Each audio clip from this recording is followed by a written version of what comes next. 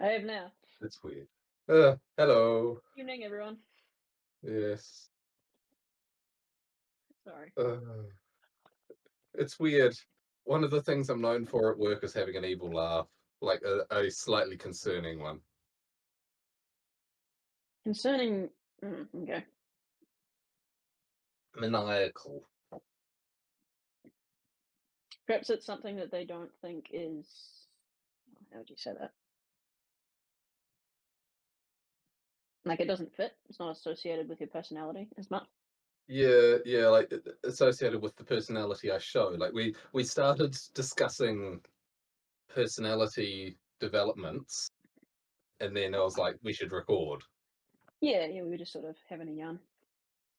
Yeah, but like that sense of becoming more comfortable with personal power. Mm. Bit of an arc for you, I suppose. Yeah, a very long one, and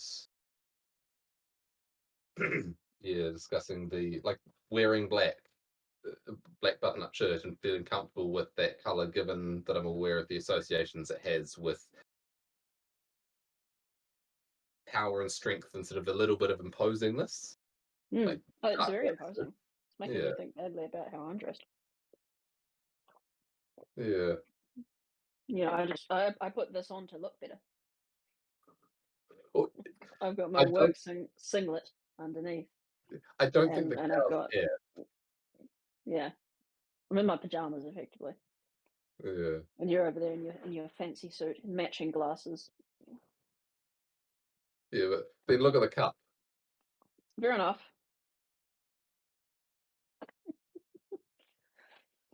I don't know, making me think I should pay more attention to how I look. But I suppose it matters more for you at the moment. Yeah, in the process of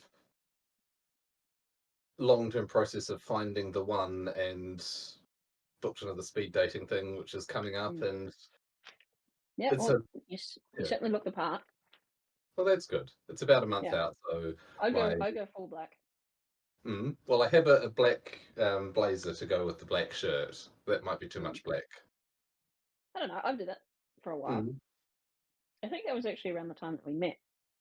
mm, Maybe just after. There was a period of time where I just wore black suit, no tie everywhere I went, just for fun. mm. Apparently, I used to do it as a kid. I had my mother down here not too long ago. Her and my wife were having a good yarn. They always do. And yeah, apparently that was a favorite thing of mine was just wearing a suit all the time as like a 6-year-old, which is a bit odd, as well as a bunch of other things she pointed out, which sort of lended credence to our diagnosis theory, which she agreed on, which was great. Di- Diagnosis theory. Oh, like mild autism or something like that. Oh, And my so like, mind. hey, what do you think about this? And she's like, oh yeah, definitely. Oh, Yeah, my definitely, mind just went definitely. to reincarnation, and it's like, okay, so what were you in your last life? You, as a child, felt like wearing a suit. Well, they're big believers in that, my mother and grandmother. And they always talked to me about that as a kid. They believed that I had how do they call it? Old soul. Yeah, that was one of them. A rather old soul. And my grandmother always talked about something like indigo children or something like that. She had this Mm, theory that there's a different type of soul starting to appear in the modern age.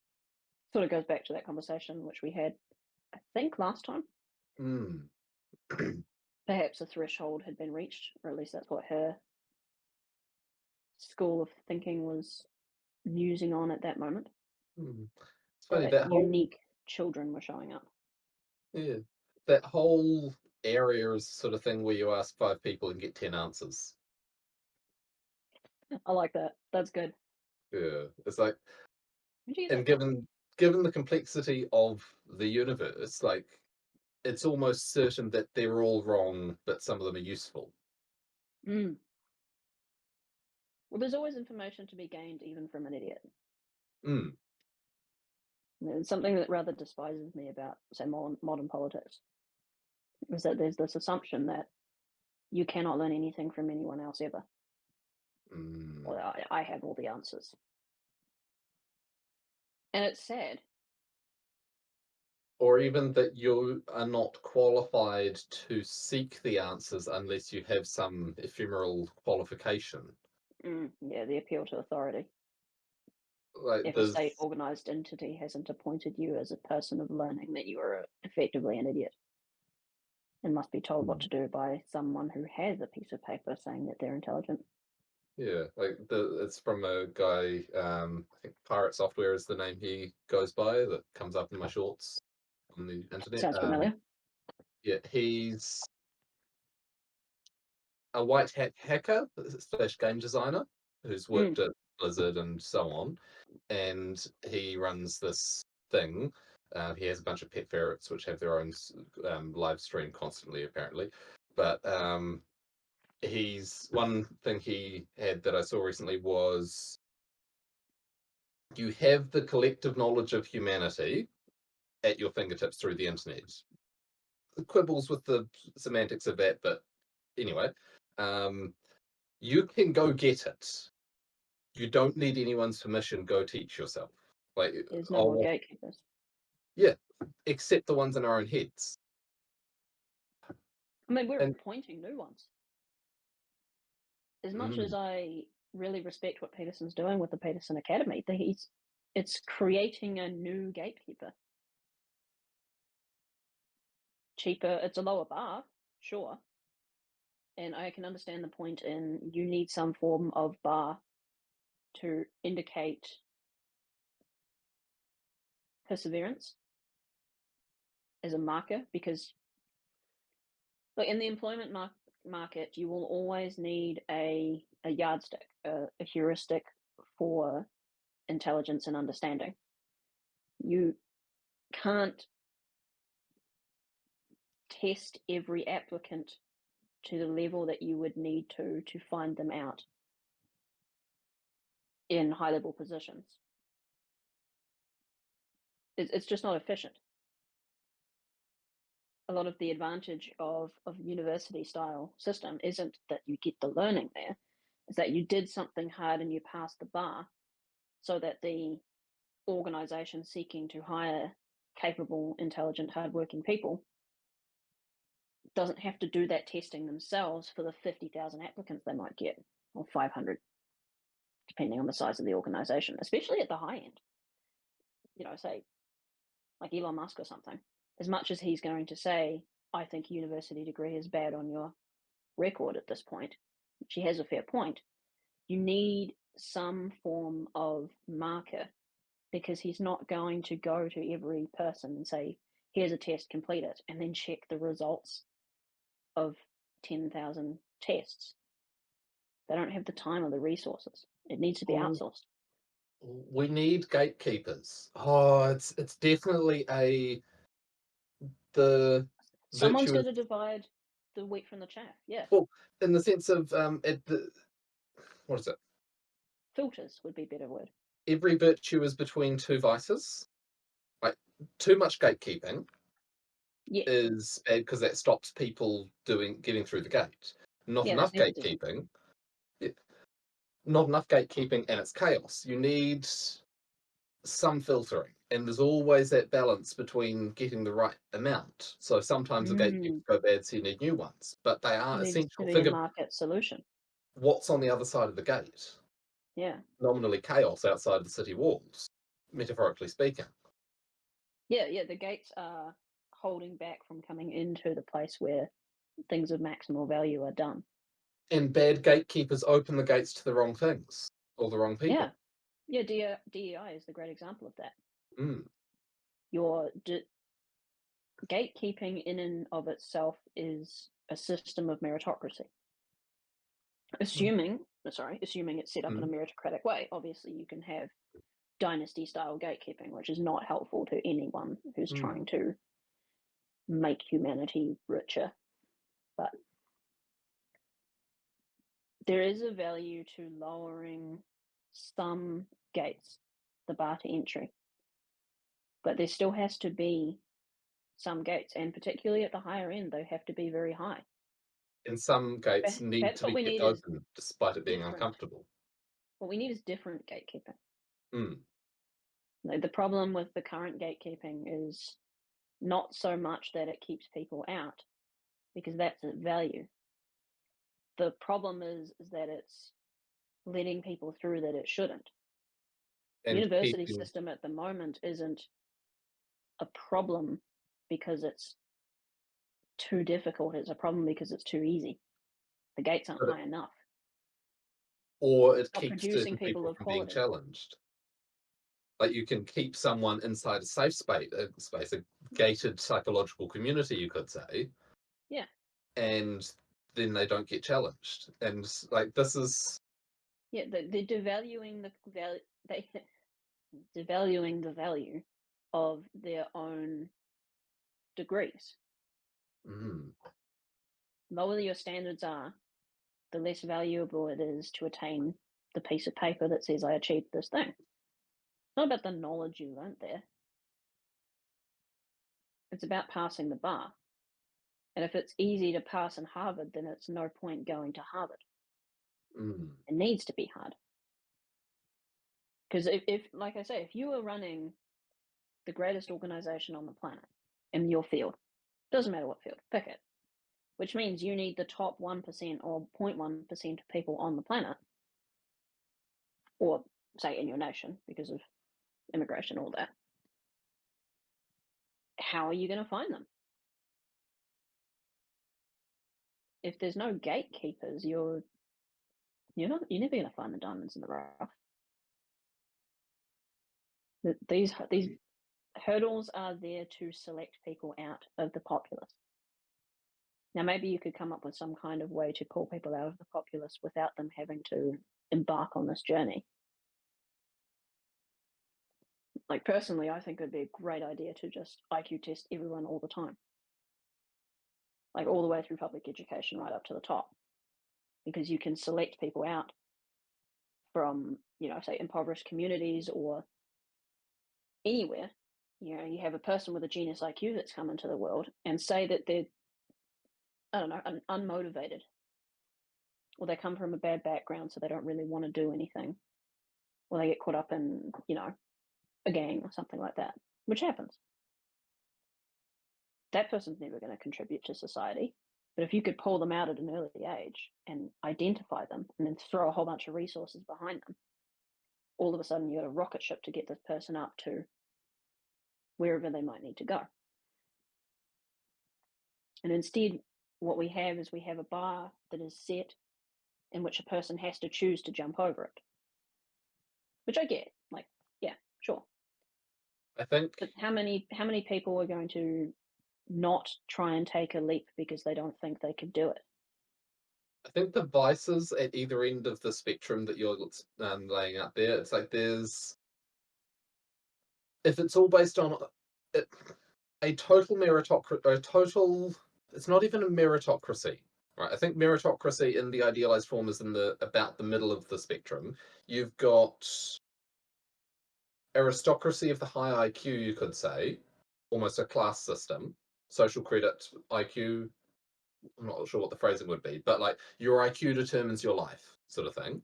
You're a result of this test, You and then could you get you could make it pretty bad, yeah, if you wanted yeah, to. Yeah, and then sure. you've got dynasty type systems on the other end where it doesn't Yeah, matter how good you yeah, are at anything, it's who you know or who your parents are. yeah. So you need a balance in the middle. I think you need it to be the bar being something you have to choose to jump over and requiring effort, not just passing a test, is also a filter. I agree, Mm, but I think there would be value in finding people who have the cognitive ability to pass these, to jump the bars, if only they mm. worked hard, and clue them in, being like, "Hey, you could do this, or you could go work at McDonald's." And that's up to you. But, like, the state has recognized, or the culture, whatever you want to say, Mm. has recognized you have this ability. We'll give you a scholarship if you want to do this, because we can predict that you're likely to do it based on statistics. As long as it can recognize unusual forms of intelligence and unusual learning styles. Well, Like with dyslexia, not I'm not too bad, but I'm well aware that for many it's a I should be able to do this. I know I feel smarter than my peers. Why do I find this thing more difficult? Like you're struggling in the classroom while well, you feel smarter than your peers. I'm pretty sure we mandatory test for that stuff now as well. So you could have it be a two-stage thing. Everyone Mm, who comes into primary education gets diagnosed test into, are you a normal thinker? Which, as much as I despise that thinking, sure, whatever the average person's label would be, are you an aberrant thinker? And then devise tests for IQ and skill based on those different ones. You mm, have your standard IQ test and say a dyslexic IQ test and something else IQ test. Sure, it still has to be meritocratic. You don't want to get into a point where you're doing like DEI scholarships for university for dyslexic people, yeah. even if they're not smart. Like they still have to be smart. I think these kinds of programs would be very helpful to people as long as they aren't gatekeeping against those who fail the test. Mm, Like if you are a person who did that test and came out with an average or even below average score, but you still want to go to the university and you still want to do the things, you shouldn't be getting shut out of it. yeah. Like I heard from someone recently who wants to go and look into doing psychology in New Zealand. And they were told that they wouldn't get accepted and that most people who apply don't get accepted. And they've known people who tried for like 6 years and not been accepted. And that to me is dumb. You should accept everyone, have a standard that you will not compromise on, and then if people wash out, they wash out. You shouldn't be saying to people, we believe you will fail, therefore we won't let you try. That should never be an accepted thing. Now, even if that means that like 80% of people who go to university fail in their first semester and drop out, that's fine. You shouldn't punish universities for that at all. You should reward them because it means that their test is hard. And then what you do is you track year to year after that. If you get through the first 6 months, what's the likelihood you get through the whole degree? If that tracks pretty closely, then I that's think probably a good sign. I think that process should happen in high school. Like it doesn't need to wait until you're 20 to find out that this is not the path for you. I think that I'm Yes, thinking but the adults still like need to be able trade to school. choose. Oh, you could. There should always be the option to try something else. Yeah. But I think that having, if you're going through high school, there's broadly speaking these days only one sort of path. You try and get through high school to graduate and then Mm. decide what to do from there. I think that there should be earlier branchings, like there Mm. used to be with like trade school. Like I only 100% agree. yeah, Yeah, a lot of high school should be brought back into late primary and intermediate, and the first like year and a half of university should be brought back into the higher levels of high school. It should be compressed. Like I would love it to be harder, way harder. We have this idea that everyone needs to pass all of the standard years of high school and primary school and university. I don't Mhm. know why, but people sort of they make these comments of like, oh well, people aren't passing as much as they used to be able to. I would take that as a good sign in an inverse fashion. I think in early education, that's probably not. Like if you're failing year 5 and you can't read or whatever, that's probably bad. Yeah, Remark I on think the institution, but 99 to 100% literacy and basic math we should be able to achieve. yeah, Um, that's not too hard. You stop this bullshit of teaching people words, not letters. but I think that having, rather than saying someone failed high school, for example, saying that only the top 10% of each year group gets to the academic end of high school and then goes on to university. But the rest Mm. of the 90% would go off into various trades or whatever. What you would want is we sort of think of NCA level 1, which is what, year 11, in our country as they'd be what, fourth form for the states, I think. It's 3 years before the end of high school. So it's 3 11, final 12, years, 4th, 13. 5th, 6th. 13's the last year, Yeah. and then you go to uni. Yeah, I think it'd be 4th form? I don't remember the American system. Year 11 or NCA level 1. I Yeah. reckon by the end of year 10 of education, Mm, every single student should be passing year 10, and they should mm, be able to read, write, and do basic maths unless they are, like, literally learning disabled. mm, But I would want that to be like a certificate in it of itself. You mm, completed basic education. Here's your certificate. You're not stupid. You can read, you can write, you can do maths, you can do basic stuff. Put, budget managing, put life skills in that early section. mm, You don't need to be teaching these kids about science up until that. Really, you don't. mm. Reading, writing, mathematics, get good at all of those to the best of your ability, and then life skills outside of that. Have a cooking class, have I think a basic arts class, drawing and music and stuff like that mashed in together. Try a bit of everything. Try to play a guitar, try to sing a song, try to just for a bit of culture. I think Definitely finance and science law, and the taxes, very yeah, important. A science and the government how to civics ask class, questions. civics class would be Yeah. great. A real history class would be amazing, but we'll never get that in the public education system. Mm, And just cap that all as every student has to pass this basic life skills. And then every year after that, high school, university, all of it should be very difficult. So that if you actually achieve it, people look at you and go, damn, you achieved that.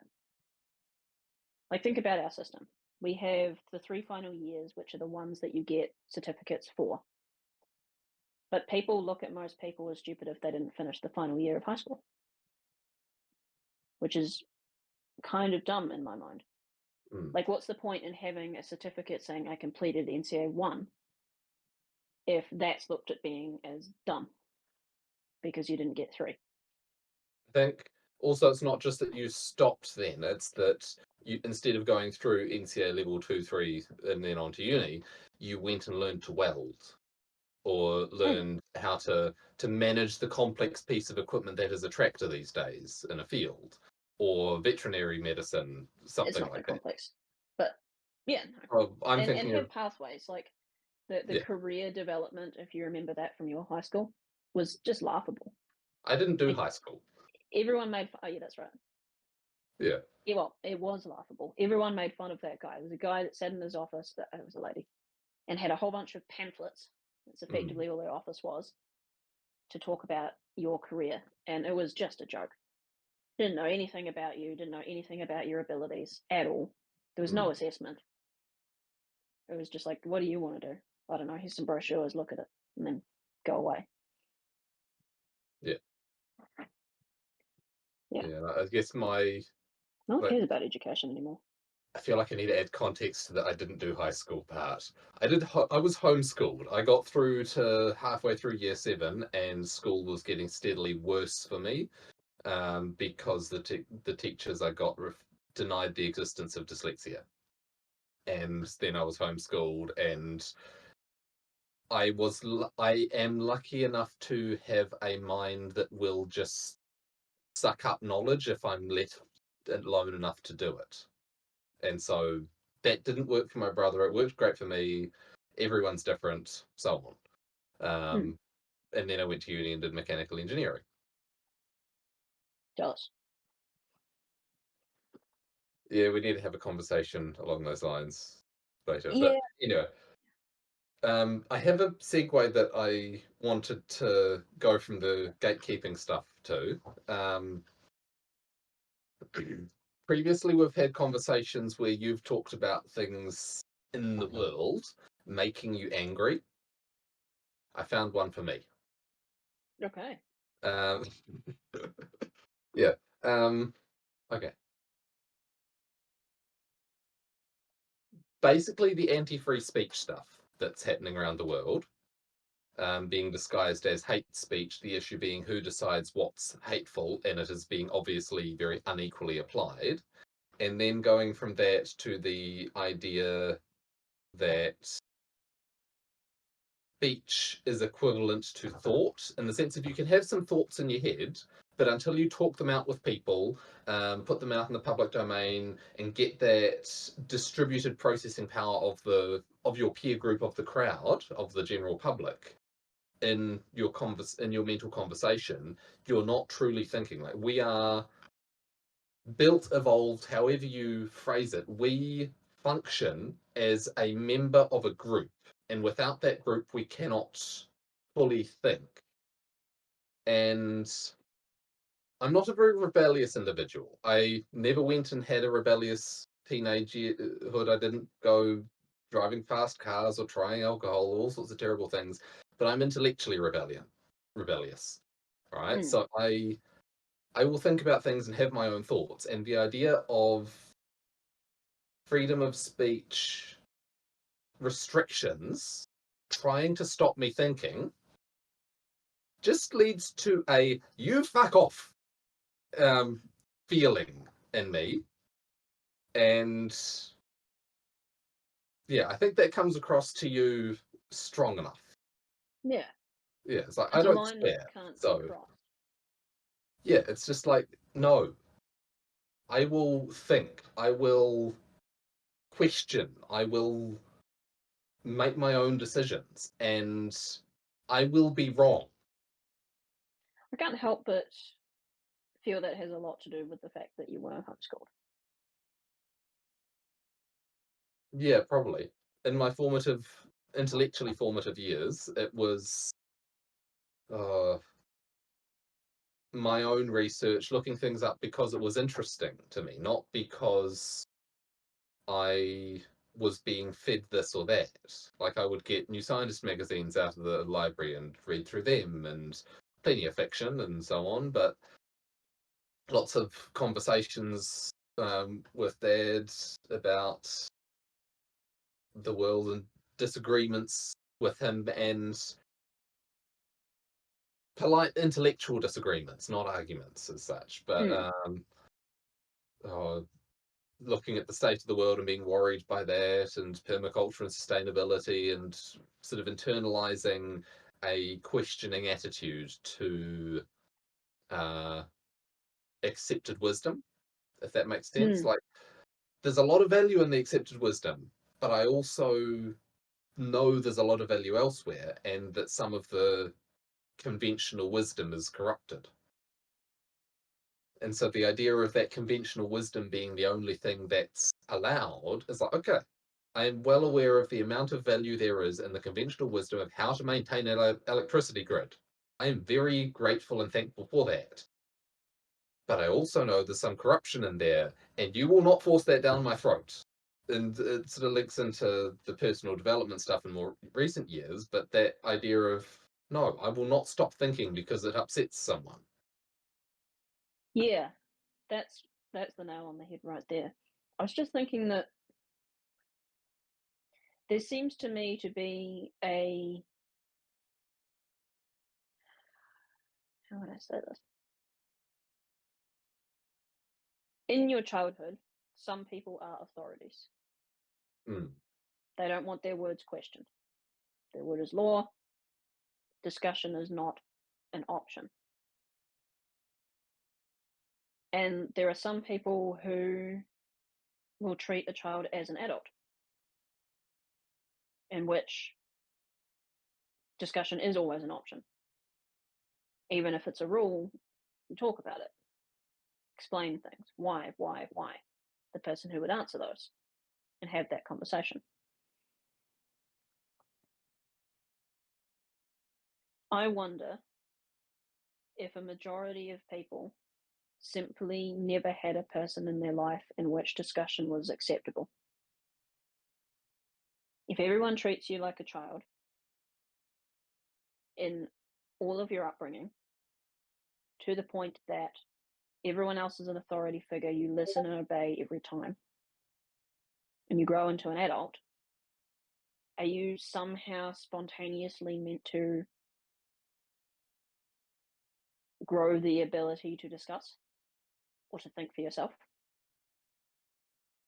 Or will you simply, like a child, listen to the authority figure that is now presented to you as an adult? The or TV, the rebel state. clumsily. And some people rebel, yeah, for sure, but some people don't. Yeah, yeah. But if you never get to practice how to disagree, how to think For yourself, your own, yeah, think for yourself yeah. and argue a case and have it shot down and make a new one. If you Yeah. never experience that process of, if you never experience that it's possible to negotiate, Where does authority lie? In the mind of most people. Is it in the self? Is it in the other, in the authority figure? Or is it a negotiation between the two? My point is that I think there are many people in this world who are incapable of thinking for themselves. They never had it in their childhood, ever. They never had it in school, for certain. And then they come out into the adult world and they won't have it at work. And then they'll listen to whatever the TV tells them to do in terms of politics. You know, the amount, like, think of the people who, if you asked them a question about their beliefs, you would hear them say words that are not their own. The idea of that there is a correct answer, and that correct answer is something that I have been told. And if you have a different opinion, you must be wrong because the authority told me that this is the correct answer. Like the skit. Smart people don't ask questions, they answer them with the answers that I give them.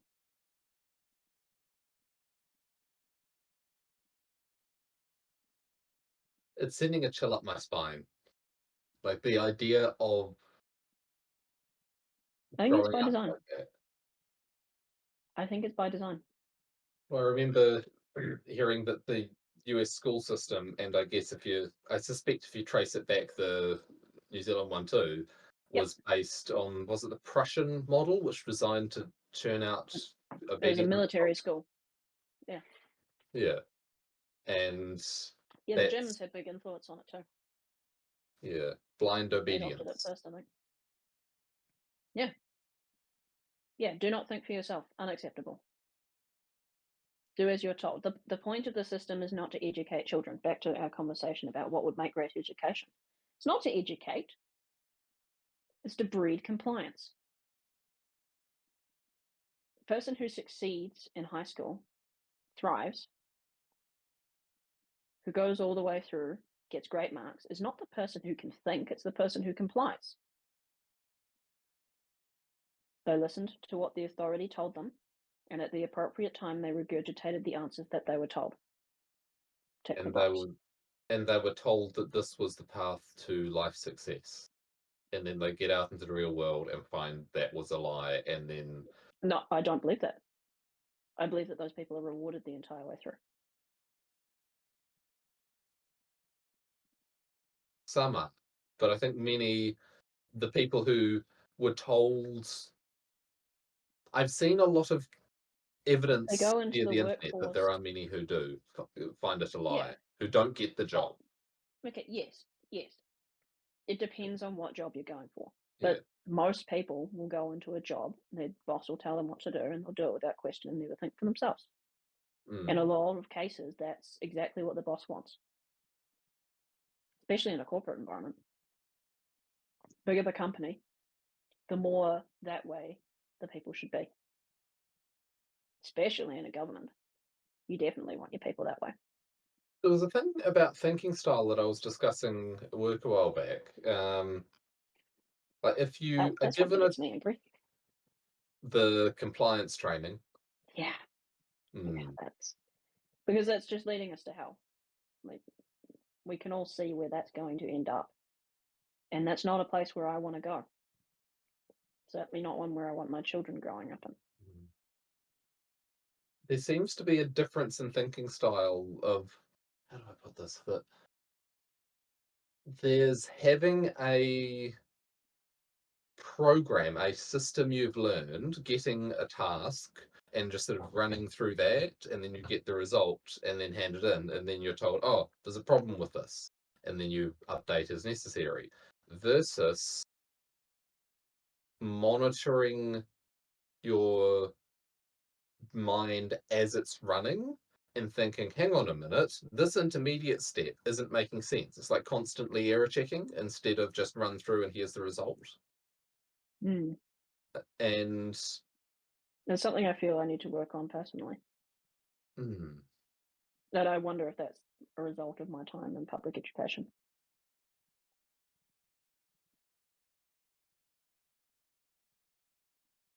yeah, because it's something that's really hard to teach. Possibly, hang on, would that be? Oh, I wonder if that's got any relationship with the ability to like troubleshoot a broken machine. Like, Mm. if you Best have a education machine, ever. yeah, Here's a thing that you wanna do. It's not working. Well, what do I do? You wanna do it? Figure it out. yeah, it's like what is it? Well, you'll learn. I've heard from a bunch of sources like, oh, this machine's not working. Oh, the fault doesn't make sense. And apparently there are sort of two broad categories of engineers: the engineers who will keep swapping out parts until the problem goes away, and the engineers who will say, I don't know why it's doing that, and then I put it wanna aside, know why. yeah, and then work it through, and then it's like, this bit's acting funny. Ah, there's a broken spring in that pump one system away. That's Yeah. meaning it's not achieving the right pressure at this time or whatever. Or was it Dad had one about a temperature probe in a jet engine had started reading differently, and so the various engines on this aircraft should read the same temperature, and if one's different, it's like something's wrong with that engine. Don't know what, but it's acting funny, and especially if it's changing with time. And this one had a sudden sort of change like that over the course of monitoring of days or weeks. So it was the sudden something's gone wrong here. The engine seems fine, tests fine, apart from that temperature being high. Why is that temperature high? The fuel consumption's not increased, which is what would increase the temperature. Put it aside. We'll have to crack the engine in half to examine it from the inside, which is a big job. And then, hang on a minute, get a multimeter. Oh, the calibration resistor's gone. Get a new one, swap it out. Or call up for the replacement parts. So I want this particular resistor that's rated for this particular subsystem. Why do you want that? Oh, I think it's broken. You'd normally replace that entire thermocouple assembly Mm. because that resistor wouldn't normally go, but he swapped it out, test it, run it again. Oh, it works again. How did you know that was the problem? Don't know. Because you've There is a point there that's yeah. interesting. You mentioned going through the motions. It's like some people run an algorithm. Yes. Yes. I don't know what's happening. What is the next step that I need to do in order to appear that I know what's happening? Or I can just do these series of steps and perhaps eventually I will succeed because I was trained to do these series of steps, Mm, which is a lot of education. Like I got this during my technical support education I had before I went into my degree. And a lot of it was like, okay, you've got a computer that's not working. Do these 10 steps. And the 10 steps were always the same, regardless of the problem. mm, Like, the old joke, first thing you do, turn it off and on again. If you fix the problem without understanding what the problem was, you haven't fixed it. mm, You've maybe band aided it. You maybe fixed it. But I don't know, it could break later. You have no idea. Like you were talking about, you can't just run an algorithm of changing parts until it works and then realize what the problem was after you've fixed it. It's inefficient. You need to be able to diagnose the problem before taking action. But sometimes that can take a long time on its own. Like you swap out some parts and the problem went away. Good. I don't know why. Let's put that aside and come back to it later. And I guess it depends on how mission critical the infrastructure is. mm, Just swapping out a part that seems to have fixed it, put it back on the passenger airplane, probably not a good idea. yeah, Although, Boeing seems to be all about that right now. yeah. There was an issue we had at work. I remember that. I can't remember all the details, but a pump where the cylinder goes back and forward, and there's another cylinder being driven by steam. So it's pumping Mm. water, and it's pumping a mixture of steam and water, and it was banging into one end at full stroke. And I was like, why is it doing that? It shouldn't be doing that. And that involved a lot of thinking, and only under certain conditions. And it's like, is it something to do with the velocity of steam as it exits, causing a pressure reduction because of the Bernoulli effect, making it suction onto the end of the thing, and da da da da. And there was a lot of why is it doing this thing? Because sometimes it'd be and it's like that understanding of why is this acting in this way? We've got this information, it happens here, and then from that you infer what's happening inside that you can't see, and then you get some more data like I can't give too many details, but seeing through the metal into what's happening inside the machine and understanding how those bits are all interacting together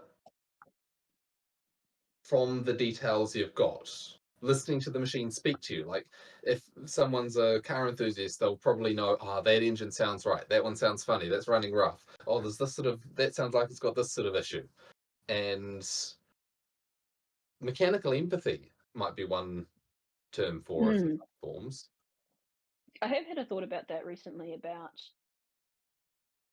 relative horsepower, relative cognitive horsepower between conscious and subconscious. Mm, And I wonder if there is actually a trade off. mm, Like I had a thought recently that perhaps in order to have a high cognitive IQ, perhaps you lower your subconscious IQ as a trade off between systems. that Intuition makes is sense. lacking in an intellectual person. They have to understand it consciously before being able to act.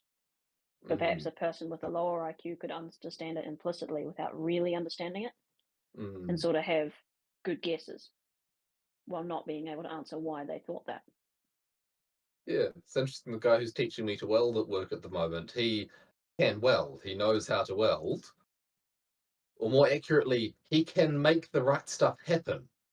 He can produce good parts, but then he goes to try and explain it, and it's like he'll say quite honestly, "I don't really know how I achieve this," Mm, and that's been an interesting thing for him teaching me because he's got a strong brain.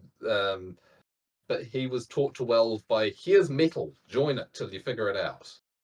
yeah. Just keep going till you make it work, and then looking stuff up himself and so on. But it's very much the what would you call it? Accumulated intelligence through accumulated lessons, through accumulated experience, rather than Mm, theoretical. yeah, it's not explicit in the consciousness. Mm, Yeah, that's sort of what I was thinking about. Like, because I find myself to be a very explicit thinker. Like, I need to understand things. But I also notice that it's sort of slower to grab things. Like, I yeah. see a lot of people, particularly in my field, because pharma, it's not a place that has a lot of explicit thinkers, period. And a lot of people who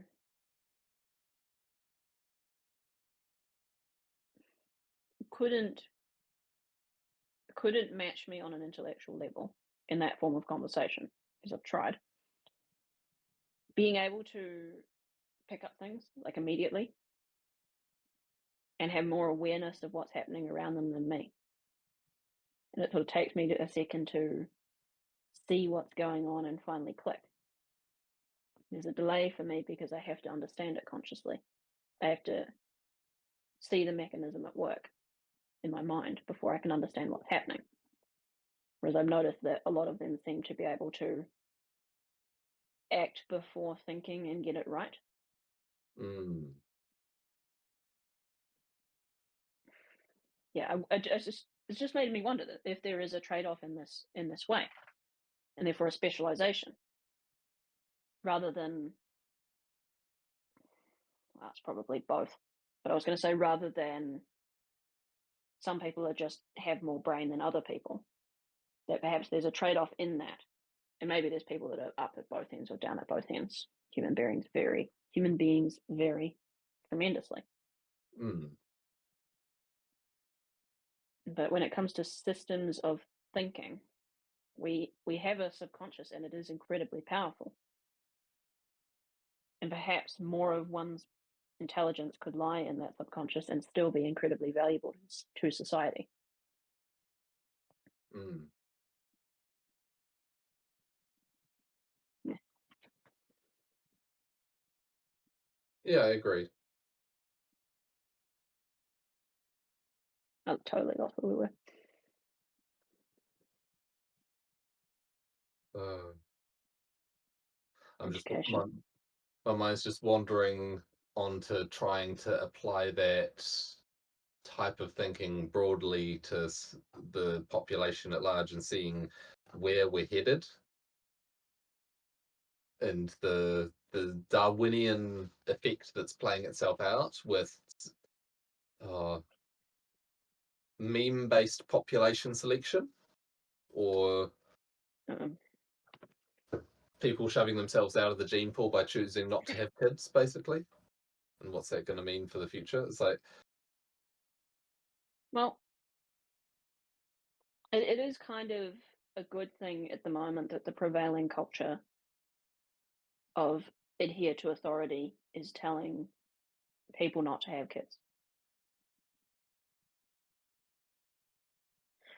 Ooh, that's a dark thought.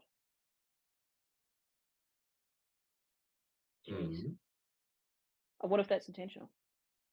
Like, I always thought it was intentional, to be clear, because I thought it was an attack on the West. But what if it was intentional not as an attack on the West, but as a purification?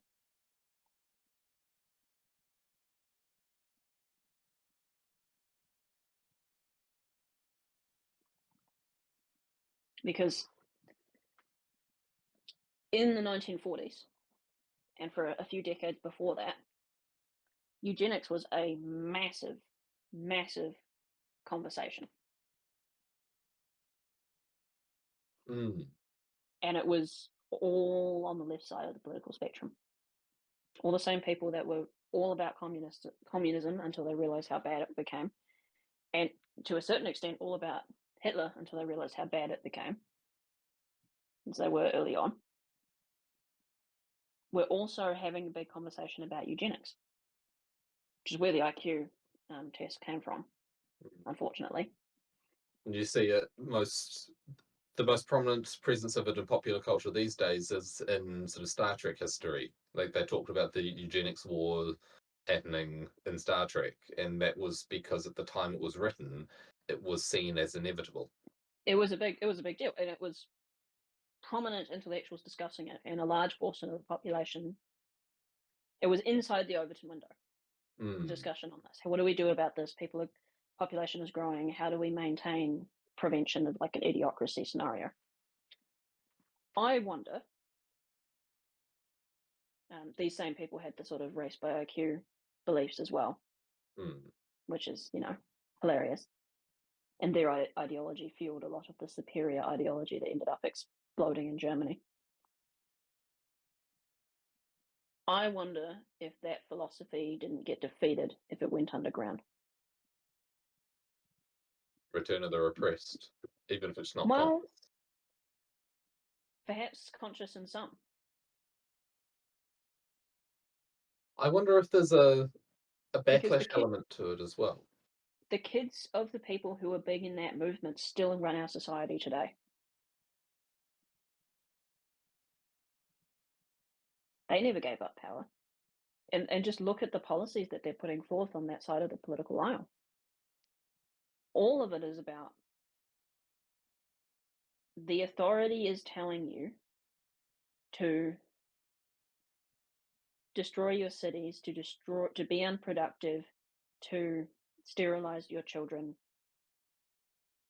literally or figuratively through sexuality, to straight up murder your children through abortion, and then the immigration problems. Perhaps they think of that as a bridging solution to give them the workforce that they need to get across the gap. As the population ages and they don't have enough young people to support because only the rebellious freethinkers had children, because it became counterculture to have family and have children, which is, our current movement. They Oh, need workforce to gain through the period as the population gets older and enters into, and the pro-war too, send your children off to war. Um, as the population ages and they get into social safety net problems, they will bring in the assisted dying, legal assisted dying, which they've done in many Western countries now, oh, yeah, that's getting dark. conscious or unconscious, and just Mm. like culling a herd. And I'm just I'm relating it to individual sort of psychopathic but manipulation and then manipulation of a group mind sure, we'll definitely go into that. But I just into want to say committing that this is suicide. already happening. Yeah. I mean, how long has abortion been a big thing in the West? 40 years, something like that. Social Mm. safety net, about the same. Immigration, about the same. This anti-human, we're destroying the planet environmental message, about the same. And now they're bringing out the new versions. They had the gay movement, and then they have the trans movement, and blah blah blah blah blah. They're bringing out these new versions of anything that isn't fertility, and as long as the media is pushing it, it's acceptable.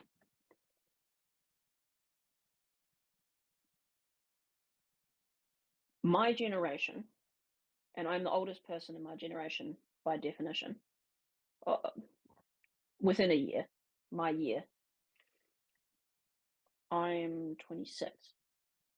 My generation is the first generation in 100 years to be more conservative leaning than the generation that came before me. Now, we could say that's just political backswing, but it could literally just be birthright. That the Gen Xers and the early millennials took the anti human beliefs more and had less kids or no kids, aborted their kids more, or and the ones that they did have could be more gay or trans, which is showing up in my generation more prevalent. And yet, a majority of we're still left leaning because you can't backswing that hard, but the men aren't. It's like 80% of men in my generation are hard right. Oh, if you look at it as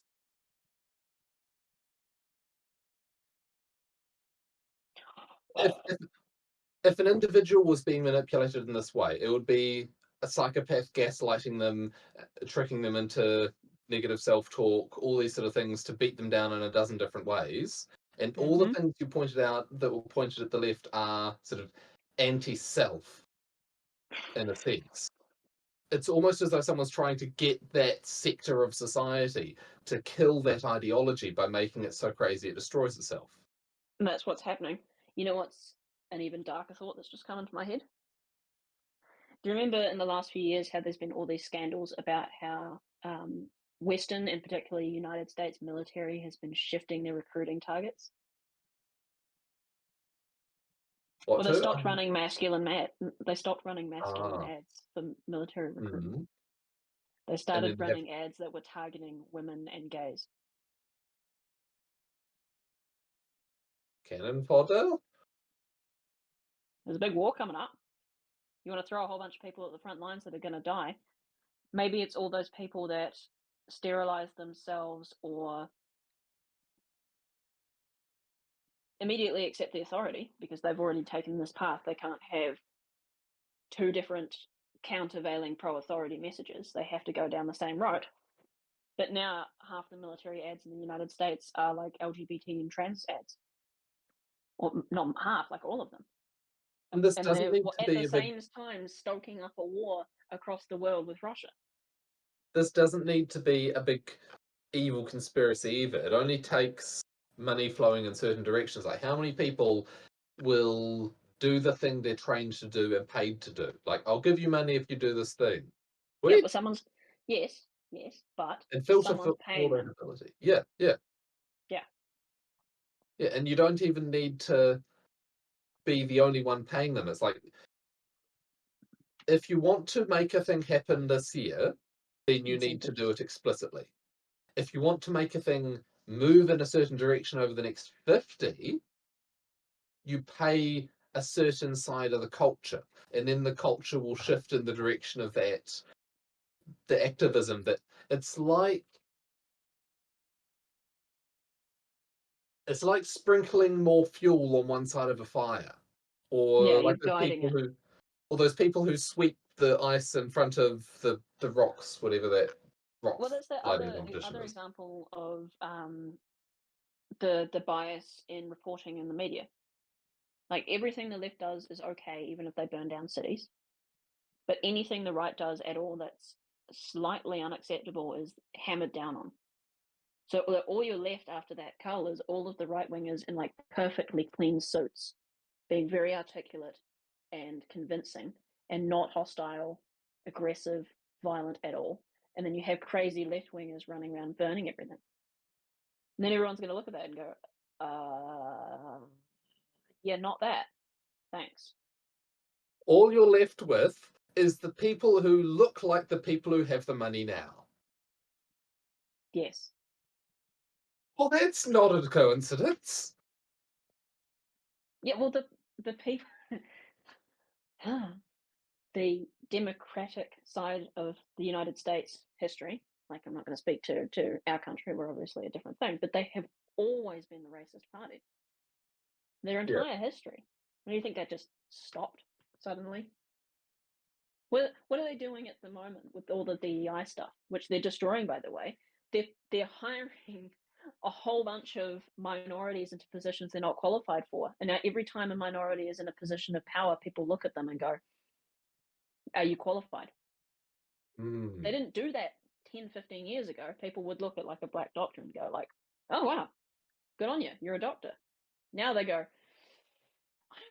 I don't want to, be here. Airplane pilots, everything.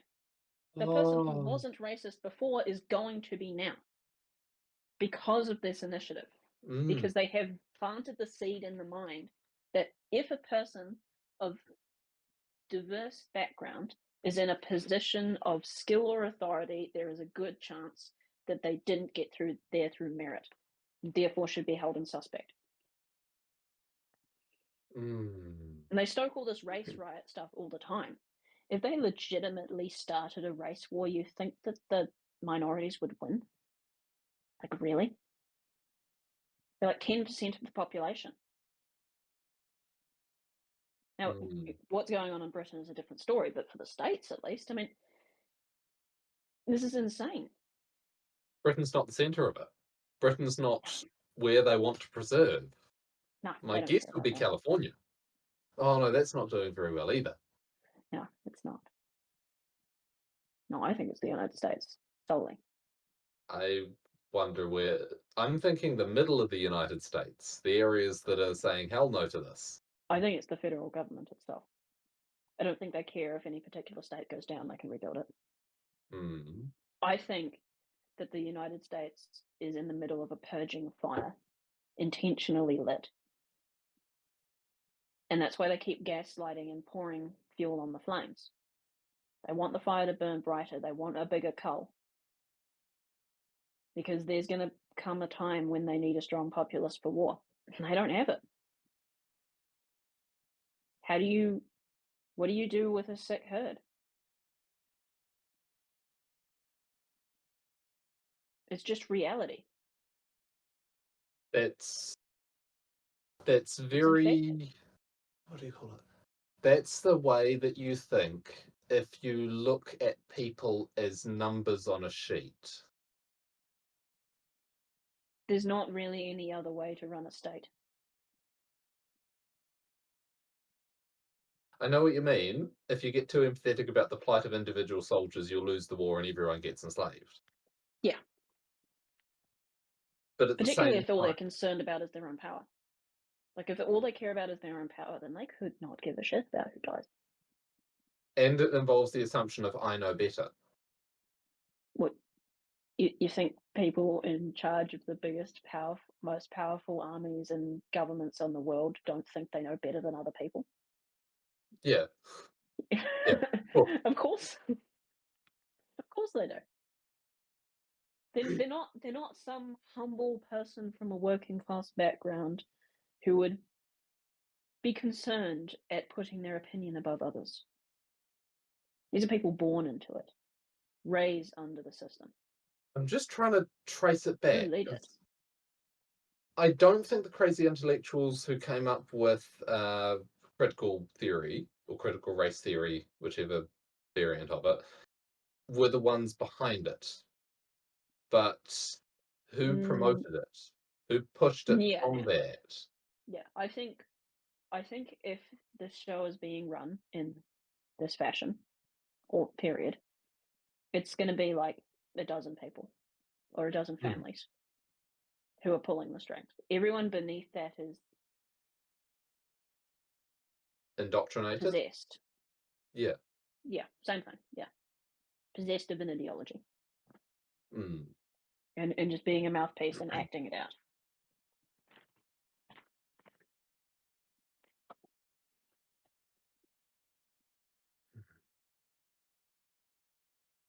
Either That, way, either way, unless the United States falls into communism, which I seriously doubt. Like, I really don't think the actual people running the United States government want that to happen. Like, I don't think the CIA wants the United States to become communist. They fought the Cold War and won. They fought real hard. I don't think so. And they're still pushing that propaganda subtly through movies and TV, through video games more than anything, which I think is interesting because that targets the young male audience specifically. mm. Like, that's never changed.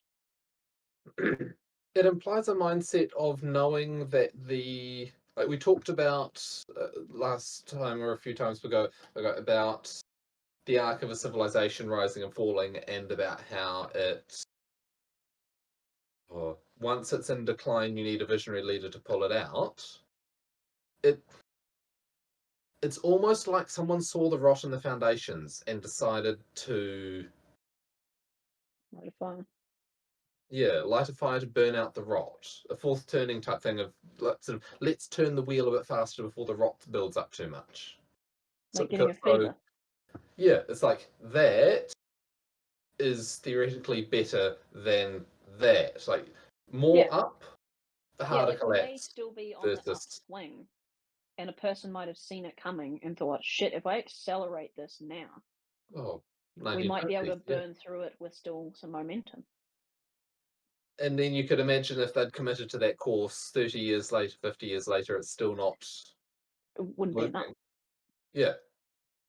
Like But think then the about it. momentum builds and it's possible for it to overbuild. America was incredibly prosperous in what, the 50s? Mm.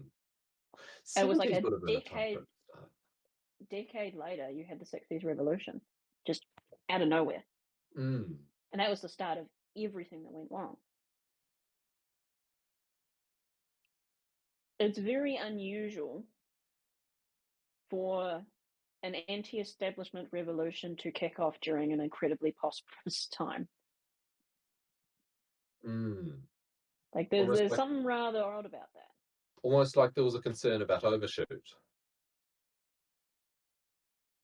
like a perception of the need to not get too prosperous, if that makes sense. I doubt that.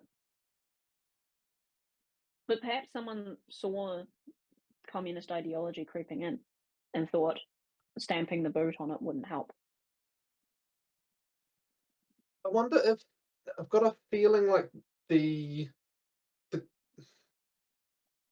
the elements, the communist like elements that are coming in, the eugenics like elements, the death pods, the you will live in pods and eat the bugs type stuff, if that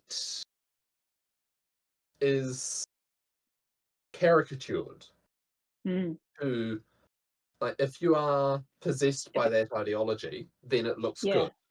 But if not, you think, what the hell? And then it's getting more and more caricatured. And if, like, it if is the UK for sure. falls to Muslim population overwhelming, then that would be a hell of a wake up call. And frankly, the UK is not the world power they once were. So Yeah, but they're a here is NATO member. most of Europe's doing this though. Yeah, but what I mean is that NATO is United States run. Hmm. At any moment, the United States could flip the switch on that and declare it a hostile invasion, and all of a sudden, every single military member in NATO is required to go after them. Hmm. Like it could be a honey trap for all we know. Weaken the West, weaken Europe in particular, make United States look weak from afar. Biden invite war in Europe, Ukraine, which happened under Biden, and then continue to weaken the West so Europe so chaos ensues and it cracks. And if hot war explodes in there, you could come in and roll through. Like we are still largely public opinion driven in the West, like Hmm. any nation, but perhaps more because we're slightly democratic. So if you want to control where the country goes, you've got to control the public opinion. You need a Casus Belli. Is it Casus Belli? I don't know how's that. Casus Hmm. Belli. The You need right a to the reason to declare. cause. Hmm. Yeah, yeah. You need a overarching holy narrative. Hmm. Boy, Trump's assassination by someone in Iran would have been a hell of a narrative because Yeah. the entire right side of the spectrum, which is all of the free thinking, masculine, intelligent people, they would have immediately jumped on that grenade Hmm. and gone, yep, go after Iran. Guess who's backing Iran? Oh, it's Russia. Now we're fighting Russia on two fronts. Three. I wonder if there's an element. Iran, because Iran is funding the other side of the Israeli conflict. The right Hmm. side is on the pro-Israel side of that too. And now all of a sudden, if that is shown that not only was it Iranian involvement in this assassination attempt, but maybe Russian as well. Now the right side is on the side of anti-Russia in the Ukraine conflict, which they're not at the moment. Hmm. And now you have a three-front war with a great global power. All you need to do is link that to China, and all of a sudden you have the entirety of the United States being pro World War III. Hmm. I wonder if it smacks of we are inherently strong enough to win, but we just need to get motivated enough. But it smacks of potential hubris. Like, what if it doesn't go their way? Oh, for sure. Yeah. So Is yeah, this you believing that we're not strong enough? Is this your own personal doubts about this, or is this simply a concern that the elites may be hubristic?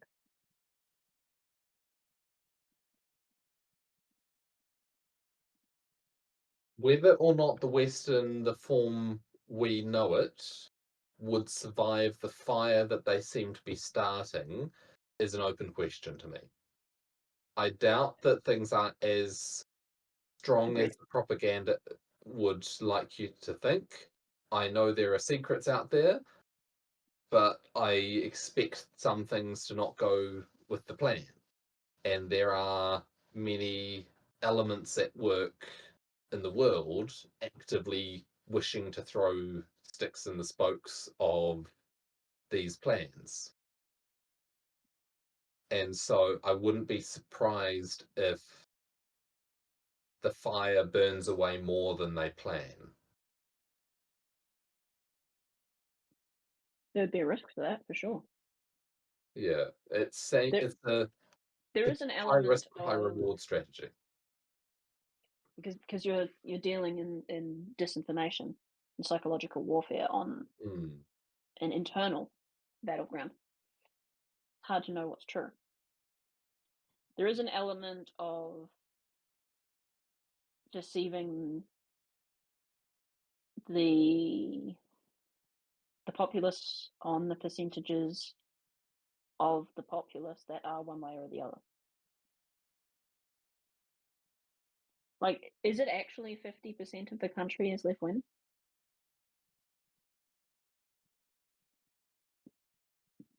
And Versus how would you just know? following. How would you know? The election results? Is that how you would know? How many of them are actually left wing? How many of them are just doing that because that's what they think is the right thing to do? Yeah. So on. Or straight up, like the percentage of people who are actually, sterilizing their own children or aborting them or whatever, like maybe that's only 10%. Maybe it's only, 10, 15% of the population that are so stupid they'll just believe whatever they're told. And maybe they gaslight the rest of the population to believing that it's 50% they're fighting so that they actually struggle and fight and feel like they have a cause or a calling. Because otherwise, if Oh, it's 80% on the other half of the aisle, then they'd win every election. There wouldn't be a reason to push these things that are having this effect, and there wouldn't be a reason to fight. There wouldn't be a rallying cry. it's interesting that we're having this conversation with the assumption that there is a directing plan behind it, but the Yes. results of the discussion hold even if that assumption's gone, because we're saying here are some patterns, here's how we see them playing out potentially. Yeah. It's possible this pattern was deliberate, but it's also possible it wasn't. And Yeah. talking about the Whether it's consciously controlled by a small group of people or whether it is an emergent emergent an system like emergent that. result of the collective Mm, unconsciousness is irrelevant. mm, It's as if, yeah, and yeah. And these are the effects it's having. I was just Like thinking the of prediction is, the mm, prediction on this path is that the United States is going to go hard right in the next 50 years. mm, Richmond north of Richmond. Yeah. Yeah, it's like Yeah. I mean, that even went like that if exploded you from nothing. believe, yeah, if you believe the official numbers, so say Mm, vote counts, view counts, ratings on TV shows, whatever. If you believe the mm. official numbers, the country's pretty 50-50 split. But we know numbers can be manipulated. Oh yeah. Yeah. And if you were going to run this kind of campaign in an attempt to weed out the weakest percentage of your population, you would need to convince a majority of the country that that minority of the country is in charge so that they get all the policies that they want, which eliminates them from the pool. You're not going to be able to do that if the rest of the population actually realizes that there is 90% of people that are not that way. Mm, And then you get into situations of people are starting to question elections, which could actually be good for them in their own right. You get to the end, and all of a sudden you have a pro right wing figure who comes in who's pro country, pro God, pro tradition, and who has less regard for the election process, and his base supports him. there is a lot That's a pretty pro pushing. authority figure. there is a lot pushing independence of thought. Like there's a lot in the anti-fragile sense. Like the more you challenge Yeah. it, the stronger it gets. Like Well, the whole COVID if you were situation. Yeah. if you were in charge of your nation, do you want strong people or not? Like, if you were in charge of a nation and you wanted the nation to succeed, if you didn't hate it, if you actually wanted it to succeed, even for your own power, you want a populace of strong people. Mm, Plain and simple. Plain and simple. And, think of all of the policies that are destroying the West at the moment. You've got the immigration problem, you've got the economy problem. Those can be reversed pretty quickly, mm. if only you had the public opinion to do so. Yeah, it's the sort of thing that would lead to a great deal of shouting. But if you wanted to suddenly say in the US, we're deporting all the illegal immigrants and mobilize to do so, it's like how many aircraft flying back to whatever country, and then they don't care which country they dump them in. Yeah. Yeah, and also, Trump was talking about this in his Elon interview. A lot of these countries won't receive them. They'll just block the runways, don't come in. The United States happens to give money to like all of these countries. And they Hmm. can threaten to withhold it, and all of a sudden the runways are open and they can dump all the people back. Mm. Like a lot of these policies can be turned around on a dime. United States overnight could become one of the most dangerous countries on the planet in terms of threat to the rest of the world. They have all of the cards laying right there, just not picked up and put in hand, or maybe in hand but not played. The preconditions are set. Mm. Yeah, like the size of the US military compared to the rest of the world is like what's the phrase I've heard? They have the first and the second largest air force in the world, like the air force and the navy, Yeah, and it was all and just modernized. like one carrier group is larger than like all but five countries Hmm. on Yeah, its own, and they've got five yeah, of them. yeah. And up until what, 5, 6 years ago, it was getting a bit decrepit Mm. under these policies that have been put forward for the last 40 years. And all of a sudden, out of nowhere, a figure that unites the right side of the political spectrum and the independent thinkers and pro tradition and pro religion and pro family thinkers takes office. And the authority hates him so much, and fuels up this fervor and all the undesirable people as an enemy, and still holds the right to that high standard. And this person comes into office, and immediately, one of the first things he does is renew all of the military. Goes through, guts out all the old shit, massive amount of spending to modernize everything. Like 40 years of work done in like a year and a half. Mm. Which the interesting thing is, even though the United States military wasn't buying or modernizing the equipment, the military contractors were. Lockheed Martin, Raytheon, Boeing, Skunk Works, they were all still making all the new shit, even though they weren't being bought from. And then all of a sudden, big pile of money comes in, all of their inventory goes straight through into the United States military, bang, out of nowhere. Now they're one of the most powerful military, well, on the planet again. Because for a wee while they were faltering. They had big numbers, but they had 40-year-old shit. Now all of that shit has been given out to the rest of the world, given to allies in Russia Mm. and Ukraine and left in Afghanistan for some reason. Like the last 4 times that they've done that, where they've armed rebel groups within that region for their own political benefits. Oh, that's an interesting take on that. Well, Mujahideen, Al Mm. Qaeda, Taliban, ISIS, and now Taliban again. Mm. The United States CIA has been doing that for a real long time, Mm. I but they didn't do. give them the new stuff. They Yeah, gave them the old stuff, and all the new stuff sitting brand spanking new, ready to go in the United States bases. and I bet there's a few software backdoors in the old stuff. Yeah, good point. But Good bloody also, point. like, I do suspect that they've got all this shiny high-tech stuff. I suspect there will be sort of loophole exploits in that method of warfare, similar to the drones versus tanks in Ukraine. And I Mm, agree that they'll be trying to adapt to those as they find them in general. But more complex does not mean better.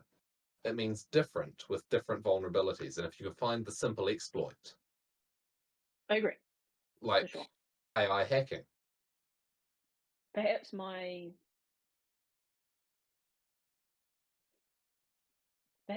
fear of the skunk works of the world gives them respect in my eyes. Mm, I believe these people have things that we don't know about, and things beyond that and beyond that.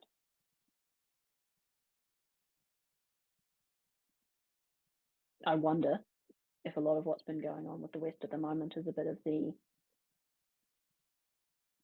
when you're able to attack, you must seem unable. mm, Because we're pretty damn good at advertising that. yeah, We've been advertising weakness for a while, yeah. and chaos is brewing up everywhere around the world. Appear weak And when you're strong and strong when you're weak. yeah, and just think about it, all the free thinking individual people are rebelling against that idea. They want strong Mm, authority. They want peace around the world secured by American interests. mm. Where the free thinkers from 50, 60 years ago were anti-war and anti-establishment. I don't Now so they're not. I'm not so They're sure still that it's anti-war. I'm They're not so definitely sure pro-America. yeah, I'm not so sure they're pro world police, but pro sort of nationalist America, like defending their interests rather than the whole world. True, but if you're anti-war, to a large extent, that means preventing your enemies from going to war as well. Mm, That doesn't necessarily mean being hawkish and stoking war, mm. but peace through strength Yeah, definitely means that. everyone knowing you've got the biggest stick. Yeah. Yeah, you can be a world police without firing a shot if you do it Mm. right. I don't think that the free thinkers that are now on the right side of the political spectrum are anti that at all. Yeah, I think it's more the cost of being the world police that's being pulled back from because I know that the while Trump tried to pull back dramatically, and that was then not followed through. I think that was it the change in military strategy since Cold War went from warships everywhere that can defend all the sea lanes to individual carrier groups, so they can't defend all the sea lanes. Oh, if you get guerrilla warfare of the sea, then international shipping is basically kaput because you can't What does that be necessitate? everywhere. Localizing production. Yep, domestic manufacturing. Yeah. We'd be a little bit stuck in New Zealand because we're too small, but we've done it before. We'll Yeah, get there's a by. silicon mine less than 5Ks from where I am. I didn't know that. Neither did I. I know I we didn't know make. that at all. I was just I talking to know. my boss the other day, and he was talking about rock that we were getting from a quarry up the road for our lanes that the cows walk on. And I'm like, oh, is it that place? I drove past it on the road, and he's like, no, that's for silicon. Oh, yeah, it all gets shipped off over to fabs on the other side of the world to make chips and stuff. uh, He uh, even said that they were thinking about building a fab here, like on this land, ooh, not that long ago, and decided it wasn't worth it. And I was like, oh man, because it's a big ass quarry. Like going past it, it is huge. mm. The amount of material that's in there, and it's like And then right there, the Rio right there. Tinto aluminium smelter that runs off, like it's got its own hydropower station to make the aluminium. which most other places don't have. Yeah, The yeah. New Zealand's mandatory. actually very, very interesting when it comes to self-sufficiency. As It's much like, as we don't think that we are, we have a shit mm, ton of oil. We actually have a shit ton of gold. We have a shit ton of coal. We have mm. a shit ton of lumber. We have a shit ton of animals. The interesting, Farming is amazing. Silicon's right there yeah, for manufacturing. that aluminium's some of the purest in the world. It's used for putting in all the aircraft. Like it's Yeah, aircraft grade aluminium for the planet. yeah, Well, and I we're don't some know of the about most that, but efficient. I think we are the most efficient farmers on the planet. by labour. Sure. What is But, that? well, as in we've got about 500,000, so 1% for population. No, about 50,000 people, 1% for a population of 5 million, making enough food for 50 million. So that's a factor of 1,000. As long Sure, as we've beef. got oil. We have a lot. We have a lot. We just don't drill for political reasons. Like the Hmm. fucking fundamentalist Christian colony on the west coast has their own oil rig. I didn't know they had one. Yeah, yeah. Gloriavale put in their own. I don't know if it's a rig, but they have their own like well that they were building. Hmm. And perhaps I'm misinformed. Maybe they were thinking about it and didn't do it. But as far as I'm aware, they have a resource that can be tapped on their land, and they have the money to do it if they wished. I think they did Hmm. do it, but I'm not sure. Could be geothermal, natural gas, or oil. Oh, I Like think I'm pretty natural sure it was gas. oil. Pretty sure it was oil for petrol. Hmm. Yeah, and we have a lot in this country. Like we're a volcanic fault line country. We have a lot of resources. Hmm. Got a lot of fish for food. We could have a lot of defense if we had a good government. Like all those port cannons that we have around Littleton, put them everywhere. That'd be really good. Obviously, warfare will be fought differently. It'll be, drones and stuff now, but Hmm. still, Underwater drones to like the smart mines. yeah, cut cables. I don't know. It's an Well, interesting place. yeah. Yeah. This is where it comes down to with me. It's this whole topic is really.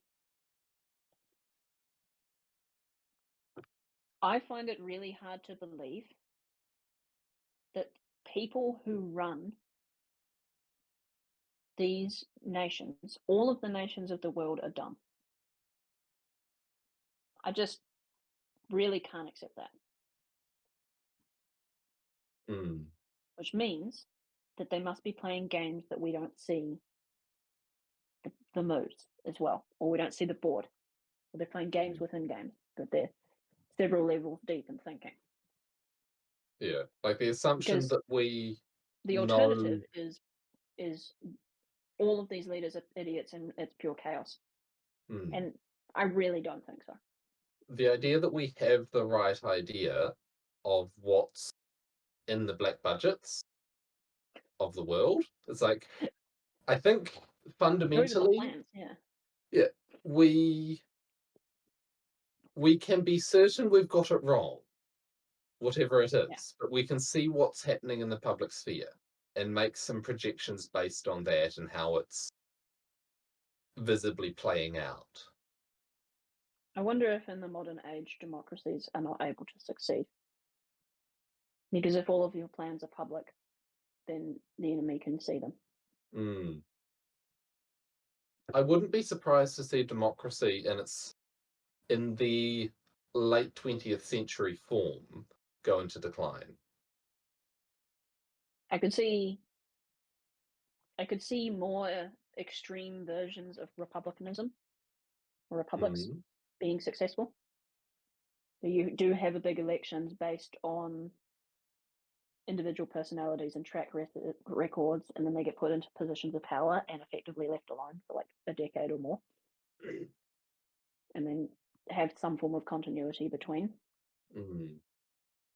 And some form Man- of, if you screw up, Managed it's on you. democracy. Sorry, a Helldivers joke. Managed democracy.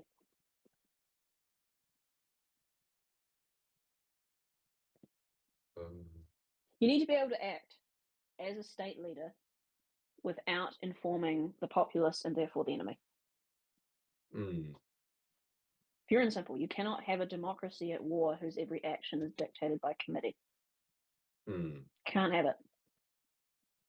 As much as everyone wants their individual freedoms, sometimes they need to be curtailed for the safety of the culture of the state.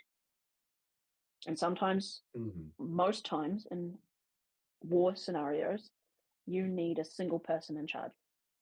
Because Like fundamentally, speaking about Star Trek as mm, references, they're always hailed as this like perfect utopian future society. The original, my wife is watching the original series at the moment, and it's like every other episode, the captain makes a joke about if this were a democracy, then your voice would matter.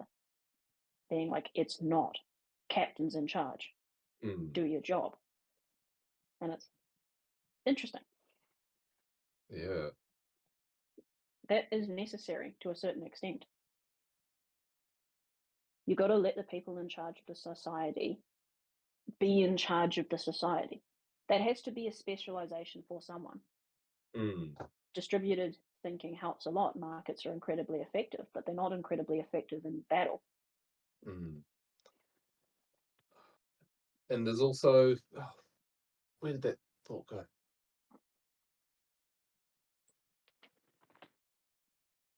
The societies that continue to exist are the societies that can defend themselves in war. Ideals don't matter if you're all dead, right? There are subtleties to that, like defending your home matters even if you die in the process, or defending your family if you can do it more successfully by dying. That's why people go to war and sacrifice themselves to defend their country. But if you have a set of ideals in your society, if that cultural form that involves those ideals dies, then the ideals failed because everyone died. And a value system that is good for the society it's part of, which includes its continued existence. So you have to be able to fight a war, and you need a governmental structure. You get the balance of ideals that you hold and try and uphold as many of them as you can, but fundamentally some of them have limits. Openness of government must be limited, otherwise someone will walk over you taking advantage of that, which is an Yeah. ugly truth. But Yeah. yeah, whose Your children do you game want your to be living in game that must country? exactly. Game must be able to be iterated. Hmm. And You yeah, can play one you round may create perfectly, like a but perfectly peaceful and lovely utopia, which would be great until the barbarians come over the walls and you're all arguing about what to do with it and they murder all the kids, like you were saying. yeah. In New Zealand, I don't know how much precise historical fact there is to it, but the Moriori. Uh, So there no, was, I asked ChatGPT about that the other day and oh, it told me it was made up. And I was like, uh, really? That's interesting. yeah. So the story is that before the indigenous population of New Zealand, so before the Europeans came to New Zealand, there were the Maori, and the story is that before the Maori, there were the Moriori. There's the exact historical nature of it is somewhat debated, so I'll just stay out of that and we're talking about the Yeah, story itself. But the story is that the Moriori were a very peaceful people who were then overrun by the Maori, and no survivors. yeah, yeah. There might be some level of integration into the gene pool via Stockholm syndrome, Yeah, um, but which, oh, that is one way to call. That's a name for it. Okay. The well, Maori were very well known for Stockholm syndrome. and cannibalism, Yeah, yeah. yeah, But amongst other things. being too peaceful is bad. Yeah, It's the have a sword and know how to use it, but keep it sheathed unless you need to exactly. unsheath it. Like the problem I keep bringing up with Christianity being too weak. Mm, Perhaps that's why they want all the Islamists to come into the West. They ain't weak. Mm. Yeah. Give that a few decades once they've got enough and decide to turn the tap off on that. Give that a few decades to mix in, and then you'll end up with the riled up Christians to sort of compensate, I'd bet. Yeah, well, even if there was integration, Mm, the difference from between Islam and Christianity is not great. mm. Like, it's not a great difference at all. It's very similar traditions, very similar religious Like, what is it? theories. The Jewish tradition teaches that Jesus wasn't a prophet. Mhm. If I'm possibly going Yep, to get some of this wrong, yep. but No, you're right. the Islamic tradition teaches that Jesus was a good prophet. He just wasn't the son of God. He was a good prophet, and so I think there are things in the Quran where I think Muhammad speaks highly of Christians as being the closest to, or be kind to your Christian brothers because they are the closest to us and the rest of the world. Yeah. And Yeah, because their philosophy was built on effectively after Christianity. mm, Like, the Jewish book is the Torah. Christians call that the Old Testament. They have the Old Testament and the New Testament. And the Quran is effectively the Old Testament, the New Testament, and the Last Testament. They just add on another book that reinterprets what came before, the same way that Christianity added on the New Testament to reinterpret the Old Testament. so is It's an expansion. are the same books, possibly not precisely the same books, because I Mm. understand there are some that were excluded from the Bible as we know it Yeah, today. yeah. It's with editing. Yeah, Yeah. So the yeah. same, yeah, it's the same So the tradition. same That's root. interesting. I didn't know that. So those Christians Yeah, who that's why they're burnt called Qurans, Abrahamic faiths. yeah, those Christians who burnt Qurans have burnt Bibles, essentially, or forms of Bibles. Yeah, yeah. They would see it as perverted Bibles, but yeah, Mm, like I have great which, respect for the Muslim world for these reasons. mm, And to be fair, while the rest of the West has fallen prey to this atheism and moral decay, may not like their traditions, but the Islamist nations have kept to them mm, pretty strongly. And like I've talked about before, even those who are big believers in Christianity noted that the New Testament is too much compassion and empathy and not enough judgment. Which is mm. why the book of Revelation is tacked on at the end. In the book of Revelation, Jesus comes back and he has a sword that comes out of his mouth and he cuts everyone with it. Oh, Yeah, yeah, that's the point. The point is cutting he's there. truthful words. Hmm. Yeah, and no one stands up to the mark. The point is, like, everyone fails in his eyes, and that's the story of Judgment Day. Oh, And the point was, these stories were good, but they were lacking in aggression, they were lacking in judgment, and they were lacking in violence. You can't say that about the Old Testament. Old Testament is Old Testament, hence why mm, there is that saying. The New Testament is, in an essence, weak. Now, if you preach, if you involve your culture in believing in these stories as the myth of your culture, and you focus on not just part of it, but the whole thing, then Christianity would thrive, in my opinion. But I think the problem is that Christians focused on some of it. They focused on the turning the other cheek and the loving the neighbor and all of the peaceful elements, and they tried to ignore the violent and aggressive parts. would you agree that there's a very sort of noisy and rocky arc over the past 2,000 years of it going from like the idea of crucifying criminals and similar levels of painful death punishment for those who oppose the rules of authority, Hmm. justified or not in our modern eyes, through to the present more love thy neighbor, do no harm type focus. Like, as a move more in this direction, Which Like, direction? well, going from the very brutal sort of Roman Empire period, and then moving in the more compassionate direction from that, and Mm, now the we've sort of divine is come. within all beings or within all humans and therefore must be respected. Mm, Yeah, but then, but some people pervert that, and so yeah, there's like we've gone past the optimum, you could say, and the optimum is yeah. different for every situation. But Agreed. Yeah, for sure. yeah, Yeah, yeah, people have taken the compassion to the criminal to the point of excusing them of responsibility and infantilizing them.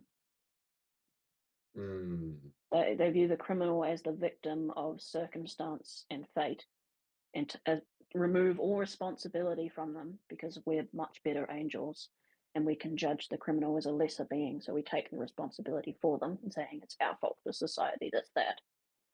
And then you get the releasing the criminals kind of narrative. And that's not compassion for someone. That's infantilizing. That's robbing them of their sovereignty. mm. To have true compassion for them is to not punish them unjustly, but to not excuse them the responsibilities of their action.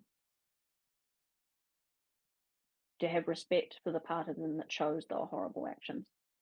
Can you be truly compassionate without deeply knowing an individual?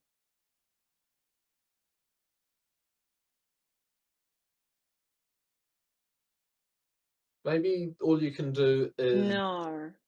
you can avoid falling prey to uh, presuppositions about the individual. Like, okay, you can be aware of your biases and go in knowing here's an individual. This is all I know about them, that they have done these acts.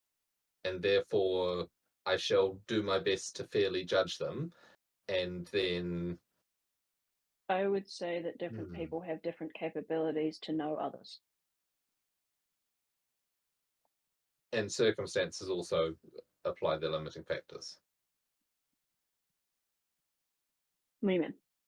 Well, a judge can't get to know someone as much as their probation officer say, to take two from the justice system. It depends on the judge, which is what I mean. Mm, Some people maybe maybe some people can see deeper into others than other people. yes, yes. To have true compassion for a person would require deep insight into that person. Agreed. Mm, Some people are more capable of such deep insight than others. yeah. Therefore, some So people are capable of greater compassion than others. a combination of talent and opportunity then. Yeah. Yeah. Like you can have compassion for everyone you meet in the sense of, hello, person, I know you've had your individual struggles in life. I don't know them yet, but I can see you as a fellow conscious being with a seed of the divine within you. However you phrase that sort of compassion for an individual, that doesn't mean that I won't punch back if you punch me, but it means Respect I might won't. be a better word. Yeah. I'm tripping on the love is understanding's other name. When I think of compassion, that's what I think of. The idea of not being able to be compassionate unless you can truly understand someone being the same as the idea of to understand someone deeply is to also love them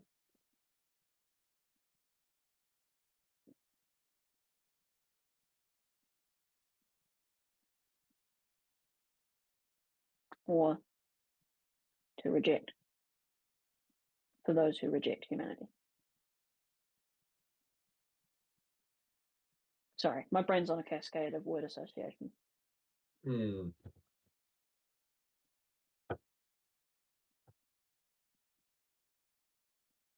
but emphasis comes to mind quite a bit. So we went down this sidetrack from the idea that the have compassion for all and love thy neighbor aspect of the Christian ethos has become unbalanced from the rest. Too much emphasis placed on that. Mm, Like, I've noticed this a lot. I've tried to go to churches to try and find a place that I can bring my family to for these reasons, to and keep the culture alive. And they all preach the same things. They all preach the New Testament. None of them talk about Genesis at all. They don't talk about Cain and Abel.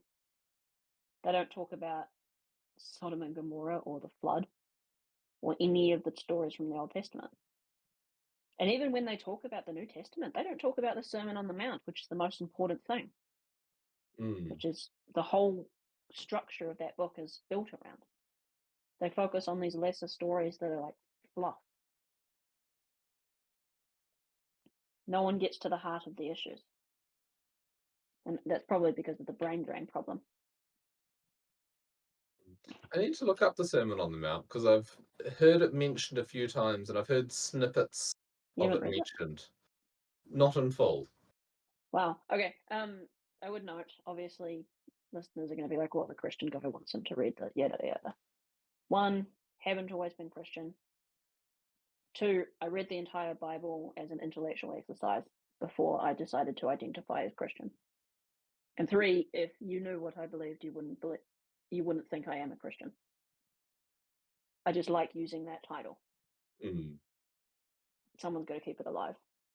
Otherwise, if I relinquish it to what the average person believes a Christian is, then the idea of a Christian becomes dumber and dumber by the day as all the intelligent people abandoned the label.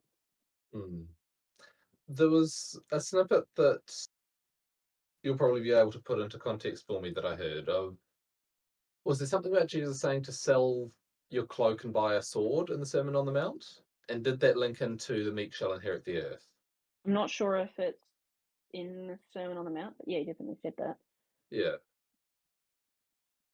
Because if you put the more Meek accurate Inherit translation, the Earth is in the Sermon on the Mount, I'm pretty sure.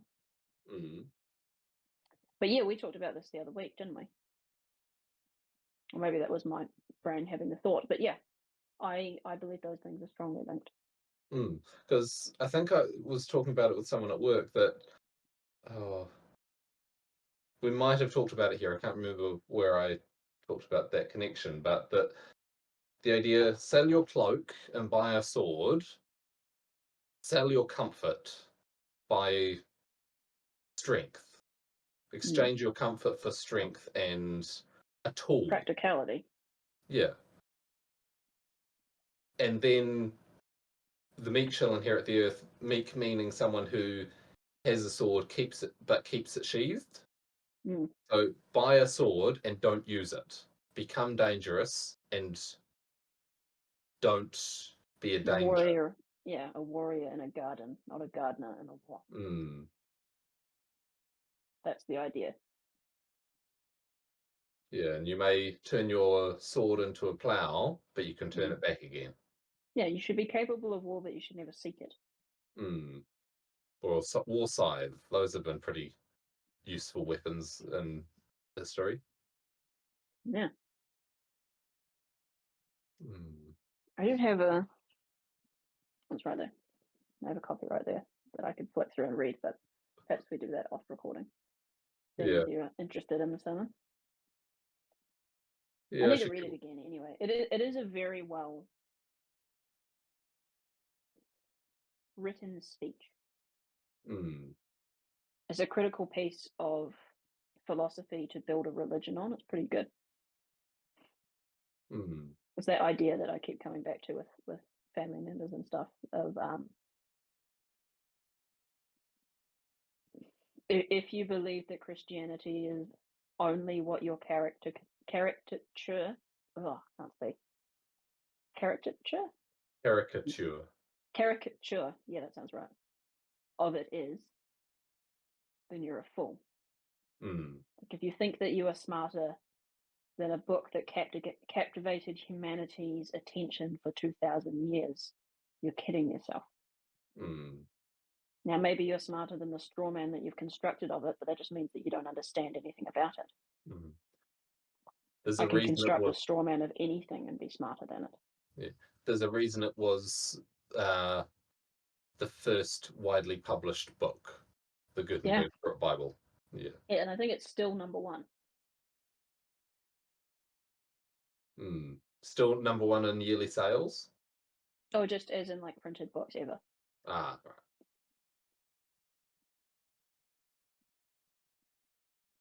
Mm, But yeah, we're going yeah. over it a bunch. But yeah, there's value. When it comes to the Islam thing, I genuinely do believe that that philosophy will gain great hold in the West, Mm, especially as internationalism flourishes. I do wonder if they shot too far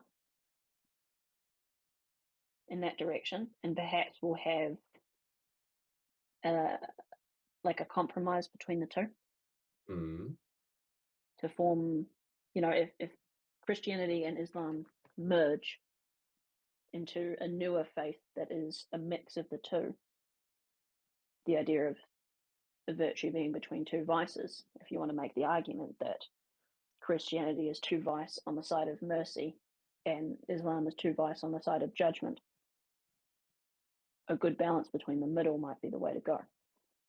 mm. So, what you like about the Western nations, they know how to breed wealth and prosperity. Islam nations have had a harder time at that. But they are way better at keeping degenerates out of their society.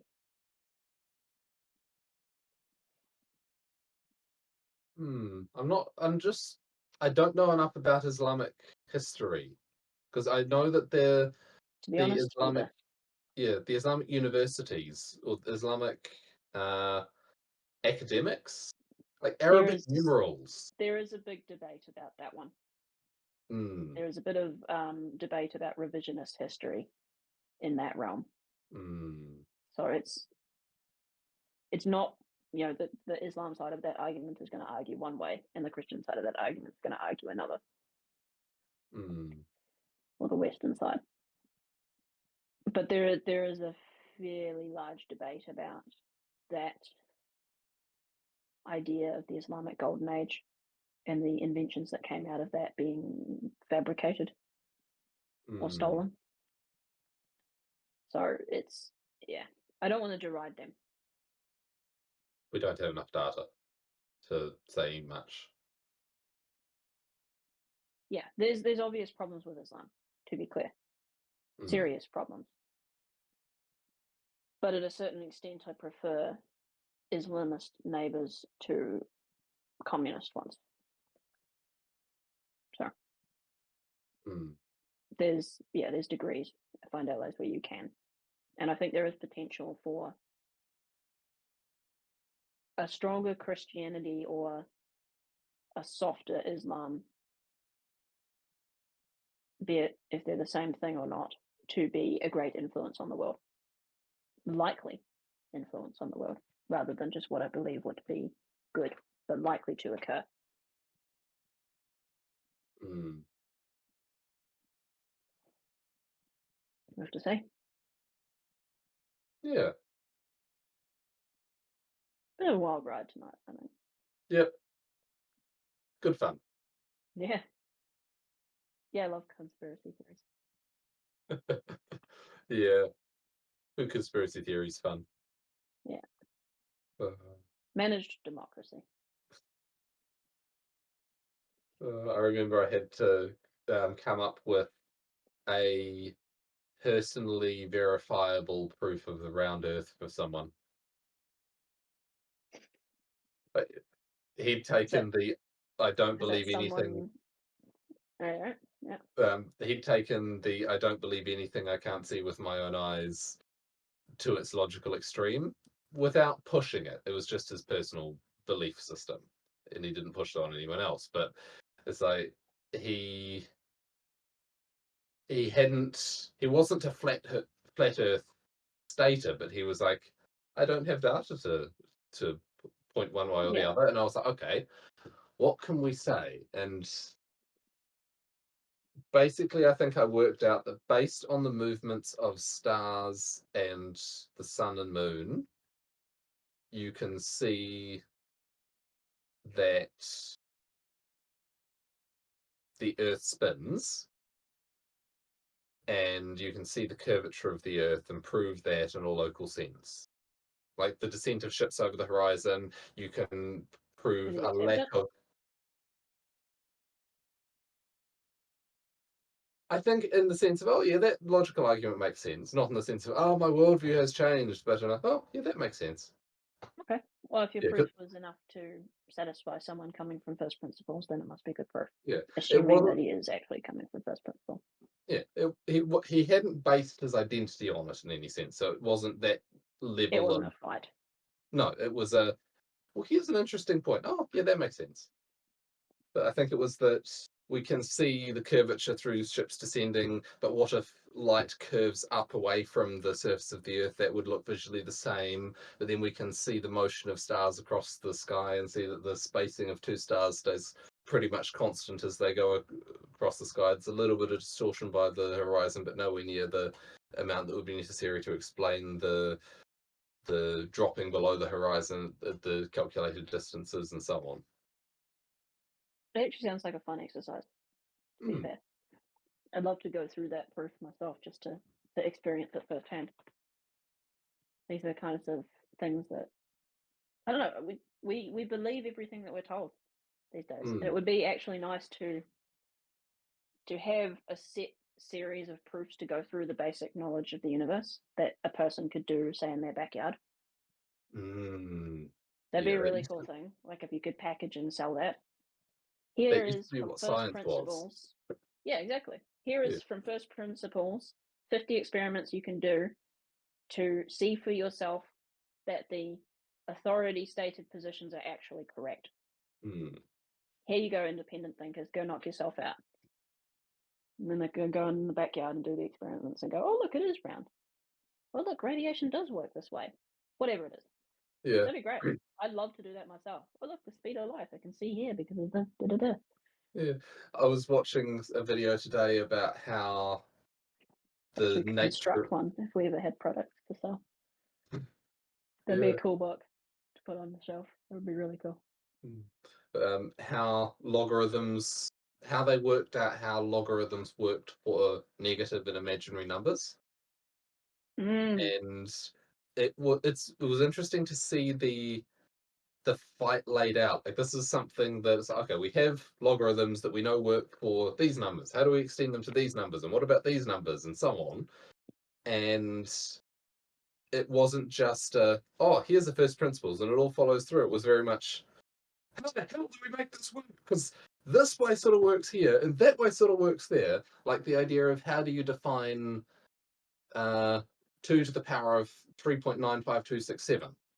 Like, what the hell is that? How do you calculate that when all you have is a pencil and some paper? There is a way, and there's a mathematical proof for the steps involved to get there, but it's like, how the hell did they figure that out? sounds Like, like an interesting link. these days, you want a derivative and you go to Wolfram Alpha and say, derivative of this function, please. It says, here you go. And you're like, oh, Yeah. God, that's long. Um, Yeah, and you just but accept it as true. yeah, or how Kepler derived his laws of planetary motion. Like, the it's like here were some simplifications he made. He had this big massive data. He ignored most of it and picked out the useful points like Earth and Mars going around the sun, and he ignored all the data points where the Earth, the Sun, and Mars were not in a straight line. Because then you can, if they're in a straight line, you can say certain things while ignoring other things. Where if you've got them forming a triangle, you have to know the distances involved. Whereas if Mm. they're in a straight line, then you can ignore some of that while you're trying to figure out those distances.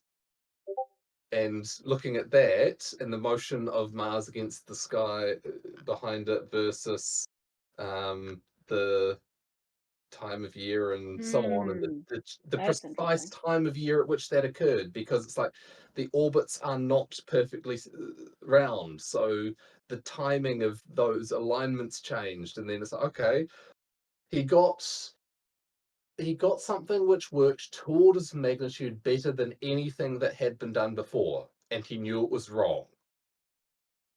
because the math didn't quite line up. It's like, this is 100 times better than anything anyone else has ever done, but I know it's wrong because the experimental error was smaller than the difference he was getting with the math. That makes me think a lot about asking the right questions. Yeah. Like, rather than trying to ask an ultimate question to solve everything all at once, the right thing is often to do is to ask a small question, to narrow the field way down and ask the right question at the right time. Mm. And At the time, there is a Kepler. bit of a commentary there about a large Mm. part of most societies, most of the time, is that people aren't asking the right questions at the right times.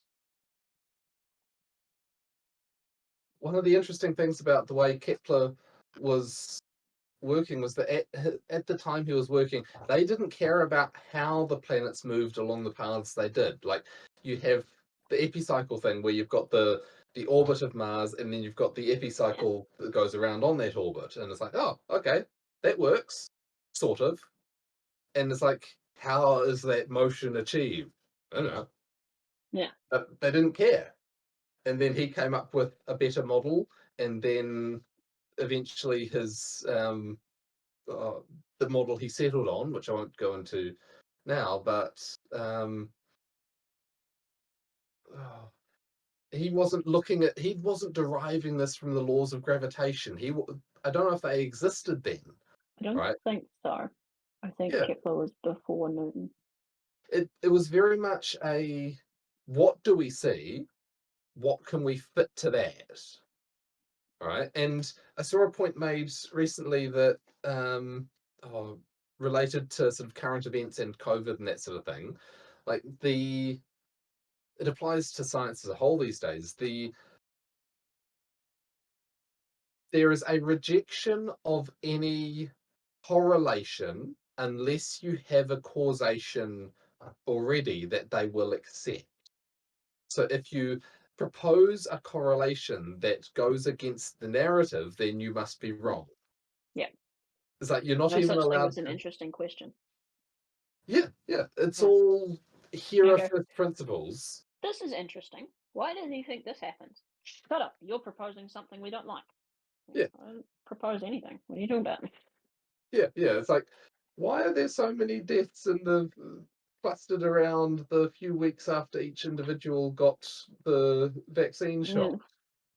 It's like, that's a question that is not allowed to be asked. It's not even They're not even letting you do the studies to get more data to confirm that observation. It's like, are you guys trying to hide something by not giving the money? Who's holding the money? Who's holding the purse strings here? Who's running Funny these that all of the peer-reviewed people journals? that immediately listen and comply with whatever they're told are the ones who got given something that was dangerous.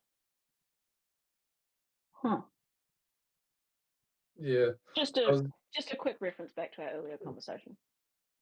Yeah, Independent and free thinking people, strong willed people. No, they didn't have any of that shit.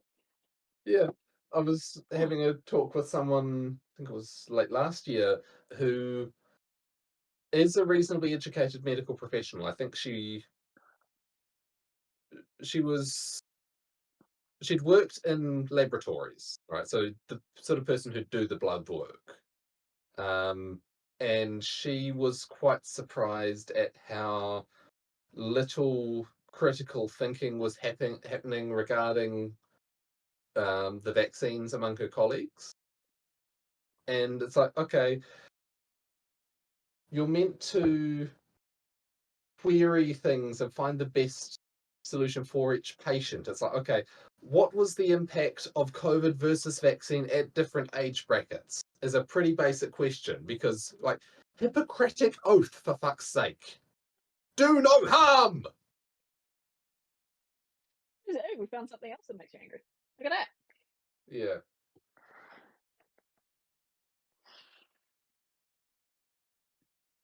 Hey, I gotta give the COVID lockdowns and all that hysteria some credit. Mm.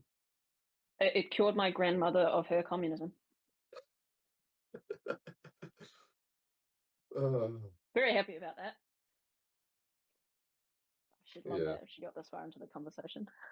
But I think that we shouldn't make the mistake of saying that there can't be mistakes in the way dramatic evolving events are handled. Like perfect is the enemy of Oh, good. yeah. Like if there's something big and unknown happening, a panicked response that is rapid will probably be better than the slow and methodical, carefully thought out and only act when you're certain response. Probably, right? Yes, It's there is a that balance point to that strike. Peterson has made about if your response to an emergency is panic, fear, and totalitarian control, then you're not the person to be leading a response. That's one end of the spectrum, yeah. Yeah. But if your response is take a day, figure out what you can, act based on that. Like, take a day, not a week, not a month, not several months to wait for things to become clear. Like, call in experts, get advice and opinions, and it's like, okay, this is the best option we have now. Do that, and then keep thinking about things as you go, like closing the borders so COVID didn't get in. Like that, arguably, that should have happened sooner and been a bit more rigid about people with a bit more political Uh, sway going in and out. yeah, But it's yeah. arguably, one way or the There's other. But a the bit of a fact hindsight is, problem with that. definitely, and Yeah. perfect is the enemy of good, right? Learn from it, do better next time. But frankly, there's a lot that I think that the New Zealand government did that is the best that could have been done in the circumstances. There are aspects that I Yeah, I don't agree with that am one. Not even a little, but a don't lot agree. of it I put down to the sort of ideological capture of the medical community. Oh, agreed. Those people went insane. And they haven't recovered. Yeah, it's like the lack of questioning, the lack of independent Medical thought. community has always been that way, in my experience. Now, maybe that's because I'm younger. Mm, I'm happy to grant that. But for my entire lifetime, that has been my experience with the medical community. Not free thinking, intelligent people at all. mm, Very much immediately adhere to authority and what is the established truth. Ignore your lying eyes. mm. That has 100% been my experience. My perception was that it had got worse over recent years, and this really showed what had already happened. I think that's probably true. Mm. And I think that, like you say, it's almost as though, hang on a minute, there's something deeper here. I wonder to what degree people like us want free thinkers everywhere, and the brutal reality is that free thinking is difficult and most people can't do it.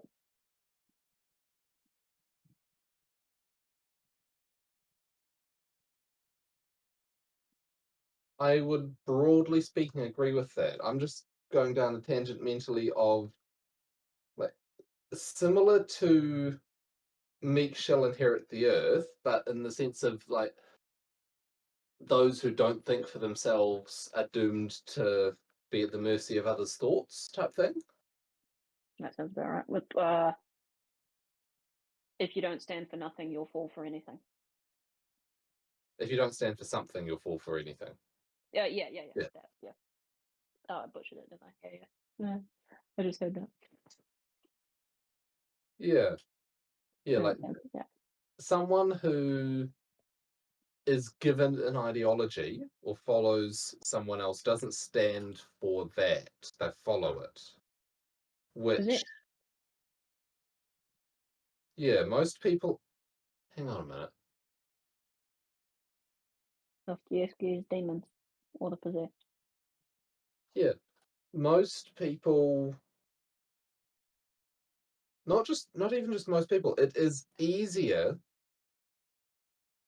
to take a preformed worldview than construct your own. Well, yeah, of course. Well, And oh, it's a chaos order thing. Taking a like preformed worldview is order, constructing your own is building it from chaos. And e- there's a balance of both. even down to counting calories in an evolutionary sense. Mm, We have system 1 and system 2 thinking. System 1 thinking is very, very quick and very efficient, and it's mm. largely subconscious. System 2 thinking is very calorie intense. Yeah. That's why chess players, are thin. And Mm. because of that reason, evolution dictates we don't really want to system 1 think unless we can absolutely help it. It's hard. It takes a lot of resources. It's hard to motivate yourself to get off the intellectual couch, so to speak, So which if is you have why people fall traps to the sort of quick response thing, like the ball and bat equation. mm, Assume you know that one? no, Okay. There's a baseball bat and a baseball for sale. Together they cost $1.10. The baseball bat costs $1 more than the ball. How much do they cost? How much does the ball cost?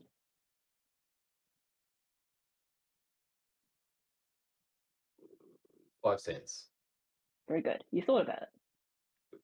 Obviously you Yeah. would, because we had the preamble. But most people would just go, oh, 10 cents. And obviously that's wrong.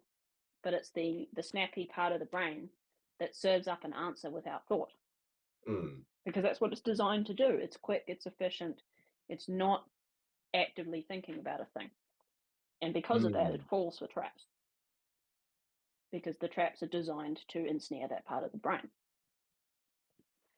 Or just the traps are what's left when the stuff that system of thinking can do well has done all its good stuff, if that makes sense. They're the exceptions that prove the rule. Yeah, yeah. Yeah, Statistically, they exist, and therefore you yeah, find them sometimes. Yeah. yeah. And then you can use them as traps, would probably Mm, be the way to say that. Like the bat and ball analogy. Veritasium has a great video on it. mm, And the point is that it is very difficult to motivate that free thinking part of the mind. mm, It's lazy, which is why people procrastinate studying or etc., even though they know it's the right thing to do.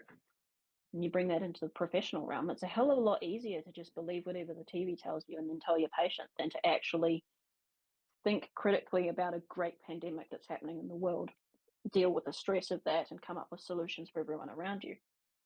mm. Hence Christianity's notion on the spirit of attention and correct speech being super important. It's trying to give spiritual significance to the idea of being present in the moment and always paying attention to everything that's going on and thinking it through and speaking properly, not just treating your utterances as casual throwaway things that you do without thinking. It seems almost beehive-like in some aspects. Like we've got in a beehive, you have individual bees go off and find flowers, and then they'll get some nectar, come back to the hive, do their little dance that says, "Found flowers here. I think they're this good." Sort of compass bearing relative to the sun and distance. Like I think the time they spend, so they go around at a sort of figure eight, and the time they spend buzzing is distance, and the angle relative to vertical is something like angle relative to the sun. But then the time they continue doing the dance for is how good they think the um, flowers are, and they use the same system for finding new nest sites. When they've got a swarm, they just do it on the surface of the swarm, hanging from a tree. But then other bees will go around and say, "Oh, um, such and such a location. Oh, go off and find that." And there's a semi-random aspect to it. They'll each evaluate the flowers or the nest site on their own. Then they'll come back, and if they like it, they'll keep doing the same dance. And when a certain critical portion of all the bees are dancing the same direction, then the swarm takes off and goes there. So this feels like a similar thing where you have the system two thinkers, say 10% to pluck a small proportion of the population, who don't have a choice about thinking like this. Like their brain, it pains them if they don't. Mm, Like truly creative people, they can't not create. Otherwise, it's painful. And out of those that 10%, so 1% will have truly new ideas, but that 10% sort of have ideas, and then the rest of the population sort of plays around in the marketplace of ideas, picking which idea they want to follow, and Mm, learning from both the rest of the market and the ideas themselves. that would be a division between conscious and unconscious, and then the unconscious or collective unconscious becomes like a voting block, like the market. Hmm. Hence the idea that the great artist is the one that creates the great art at the right time, that Hmm. captures the attention of the collective unconscious at that moment. Yeah. And then sometimes you see, especially with the internet, something that hit a nail on its head because there are sort of undiscovered nails that people are trying to find expression for, and then suddenly that thing Memes, goes viral and explodes. Yeah, yeah, memes, Richmond, yeah, north of Richmond. yeah, yeah, or even just literal memes, Mm, like that are emphasizing the idea, like all of the sloped roof memes after the Trump assassination. yeah. Like these things, there was a video I watched, be 10, 15 years ago now. The YouTuber was doing like a Q&A for his million subscribers thing. And he's like, oh my God, this is great. And people asked a whole bunch of questions. They're all kind of jokes, and he was riffing on them back and forth, making it an entertaining thing. It was an animated video. And then one of the questions was, are memes the future of human communication? And the dude's answer was, I think he meant this as a joke, but the answer is yes. And he like nailed it serious, and then went on with the rest of his jokes. And that always stuck in my mind. Mm, And to that point before, it's this idea of virality is a voting mechanism of ideas, that a small thing can pop up in a small corner and modified a few ways to express a idea in the collective unconscious can spread across the network immediately. mm, We've always been a hive mind species. yeah. Like all social creatures are hive mind species. They're just not telepathic. Nothing's telepathic. They just communicate, and they don't understand the communication. It's all subconscious, because that's how all animals are. We just happen to have a spark of consciousness. Our consciousness is not shared, but subconscious is. It communicates to each other subconsciously or unconsciously. It's probably a better word. It's not aware it's doing it. The recipient on the other end is not aware that it's doing it. The network being an the network existing isn't aware that it exists. We're at this point in our evolution that we're aware that we are one node, but it's not awareness at a whole level. And I don't know if you could get collective awareness. I don't know if that could work personally, but I think that would that be an aside, ideology, or would be embedded in an ideology. I think it would still come down to a leader and Mm, followers, in which case it's still one node and other nodes. yeah, true. Mm, I think ideology would be a small subsection of the network acting out the ideology, and each of the components being a actor of it, mm, possessive an idea. But yeah, these things spread throughout the network incredibly quickly and update the network of knowledge and information, whether we're aware of it or not. And now we have the internet connecting all of humanity at once, everywhere. And social networks are just a way for the subconsciouses to connect and communicate with each other beyond physical interactions. So now a spark of an idea that happens in England can be heard down here near Antarctica, and it can mm, change collective unconsciousness and the way that ideas shape. Like as much as the right wing is a big fan of like nationalism and unique identities and against all this multicultural stuff, the globalists are right, unfortunately. Unless the internet is cut into smaller networks as in national networks, whatever network the internet is will become a nation. You get subnations within that that aren't geographically located, which makes Yes, national identity difficult. yes, but you also get information spreading so quickly that unifying events, and to a certain extent narratives, cross borders. Like you and I, we are pretty Mm. close to Antarctica down here, and we knew about Trump's assassination attempt, what, like a couple hours after? Something It's like not that, even in yeah. our country. It's not supposed to matter to us, but it does. Mm, And for obvious reasons, the greatest military power on the planet.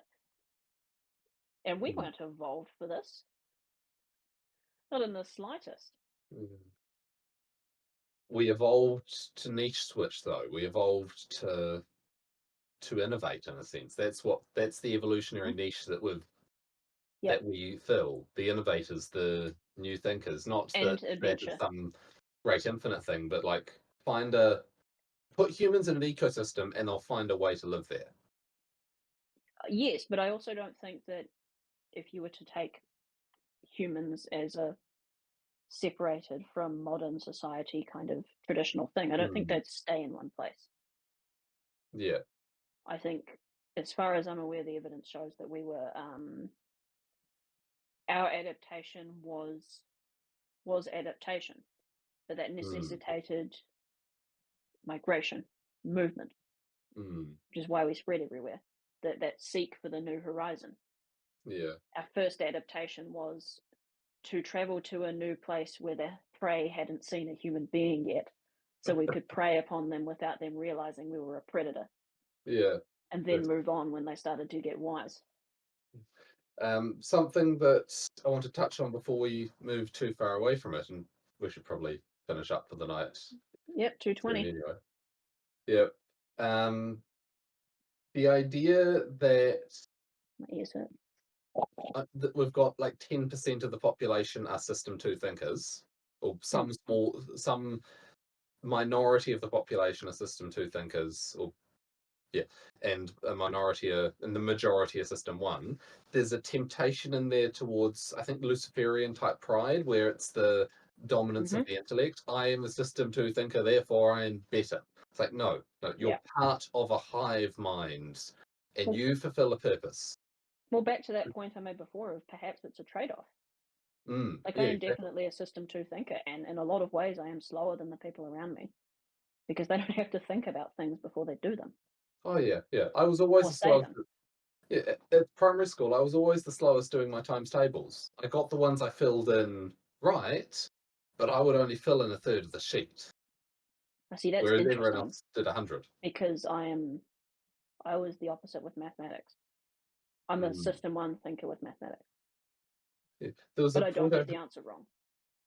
Mm. I'm one of those people that was given sums and gave answers, and they're like, "How'd you get that?" And I'm like, "Oh." Yeah. But if I do Um, think about it, then yeah, obviously I do well as well. yeah. Yeah, I do feel like there's a trade-off because I had that same experience in my school. I think I've told the story on the thing before, but I Mm. was simultaneously in the dumb class with the retarded kids and then going to after-school gifted classes by the same school. Yeah. Like I was in the class with all the people that were labeled as intellectually disabled, and then that same school sent me to after-school care for the gifted kids who were all like doing their orchestra piano stuff and had like 50 tutors in that one room for 10 kids. But the same school, same year, all Yeah. throughout the year. It was insane. Um, There's but I lots of had that ways to same be smart. experience of I was slower on the ball when asked Mm. things quickly. Like, hey, what's the answer to this? I'd be like, I don't know.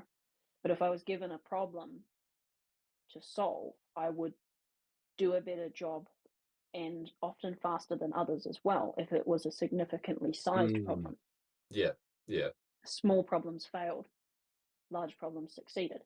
Yeah. I had that same thing. I thought of it like having big mental hands, like small problems sort of drop through your fingers, or lists. I'm terrible at lists. Like I can never remember the order that Newton's laws go, and I'm an engineer. Um, but Yeah, I don't know. yeah, yeah. But if you had like an engine, like how many parts are there interacting in an engine? And I can visualize basically the whole thing. It might take me a while and a little bit of reference material to fill in some of the bits I'm not so familiar with, but it's like, okay, you got the intake, you got the butterfly valve and the carburetor, you've got Mhm. its tank, you got all these bits there, you've got that flowing through the intake manifold and through the da da da da, and You then there's these understand bits. that you have a 3D schematic in your mind that you can manipulate. Yeah, which is a hell of a lot more stuff than a list, but it's Yeah. like it takes longer to load that into RAM and process it and get the Yeah, that's an answer out. interesting way to think about it. Yeah. Yeah, but then once you've got it all loaded in there, you can be like, that's doing that, that's interacting in this way, and that knocking sound's coming from that bit, and that'll be happening like this, and then that's where the problem is, which isn't the you had to go through the whole system to trace it back to that and probably go down a bunch of dead ends in terms of what's causing the behavior, but you can model the whole system. It's slower, but it's more comprehensive. Mm. I Yeah. think I get an advantage with that in my industry because I have a person that I work with that I've worked with at a couple jobs now who understands that I am a different style of thinker, and this person is my superior, but they will always listen to my input for that reason. Mm, And then they get to make the yes no of whether I'm right or not. But very often I will make a suggestion or an idea that diagnoses the problem in a mechanical way. It's always a mechanical failure that them and no one else thought of, even though they have far more experience. And they go, oh, mm, okay, we'll try that. And then, oh, look, it worked. But that doesn't mean that I could do all the things that they can. mm. There's a lot of implicit knowledge that, like when I went for the interview with the job that I'm in currently, I asked a lot of questions. And the guy made a comment to this friend of mine, who's also my boss, that he's never met someone who asks questions. No, he was serious. Like he said, it was Yeah. really refreshing that everyone always shows up to an interview and it's like, I'm the greatest, and I can do this, and I can do that, and I know about this, and I know how to do this thing. And being, I guess, a system two thinker, I didn't do that. I showed up and I just asked questions and I was picking his brain about how things work. I wondered to a certain extent if I'll always be sort of an apprentice in that way. Mm. But it's certainly valuable, that idea of the fool is the precursor to the savior. You have to learn first. And you can't learn Mm. if you think you know everything. Yeah, I think of it with the full cup analogy in the Taoist sense. Empty your cup. Yeah. Yeah, they reference that in the Avatar movie. It's Yeah, hard to fill a cup that is already full. TV show, not movie. Movie. The bad one. I mean the blue one. Oh, the okay. Yeah. Yeah, yeah, I was thinking of Uncle Iroh. Yeah, yeah. No. Um oh man. No, I've lost the trails of the conversation again. Must be Yeah, getting late. yeah, 2.5 hours. That's pretty good. Although I am enjoying myself, but yeah. I've got a similar thing between you and the guy you work under with me and my boss. Like he's definitely a system two thinker. Um, but he also enjoys running the business. Like his mm, system two thinking's in that direction. And the place I've sort of settled into, because we were at the same school and became friends for 6 months before I started homeschooling. And then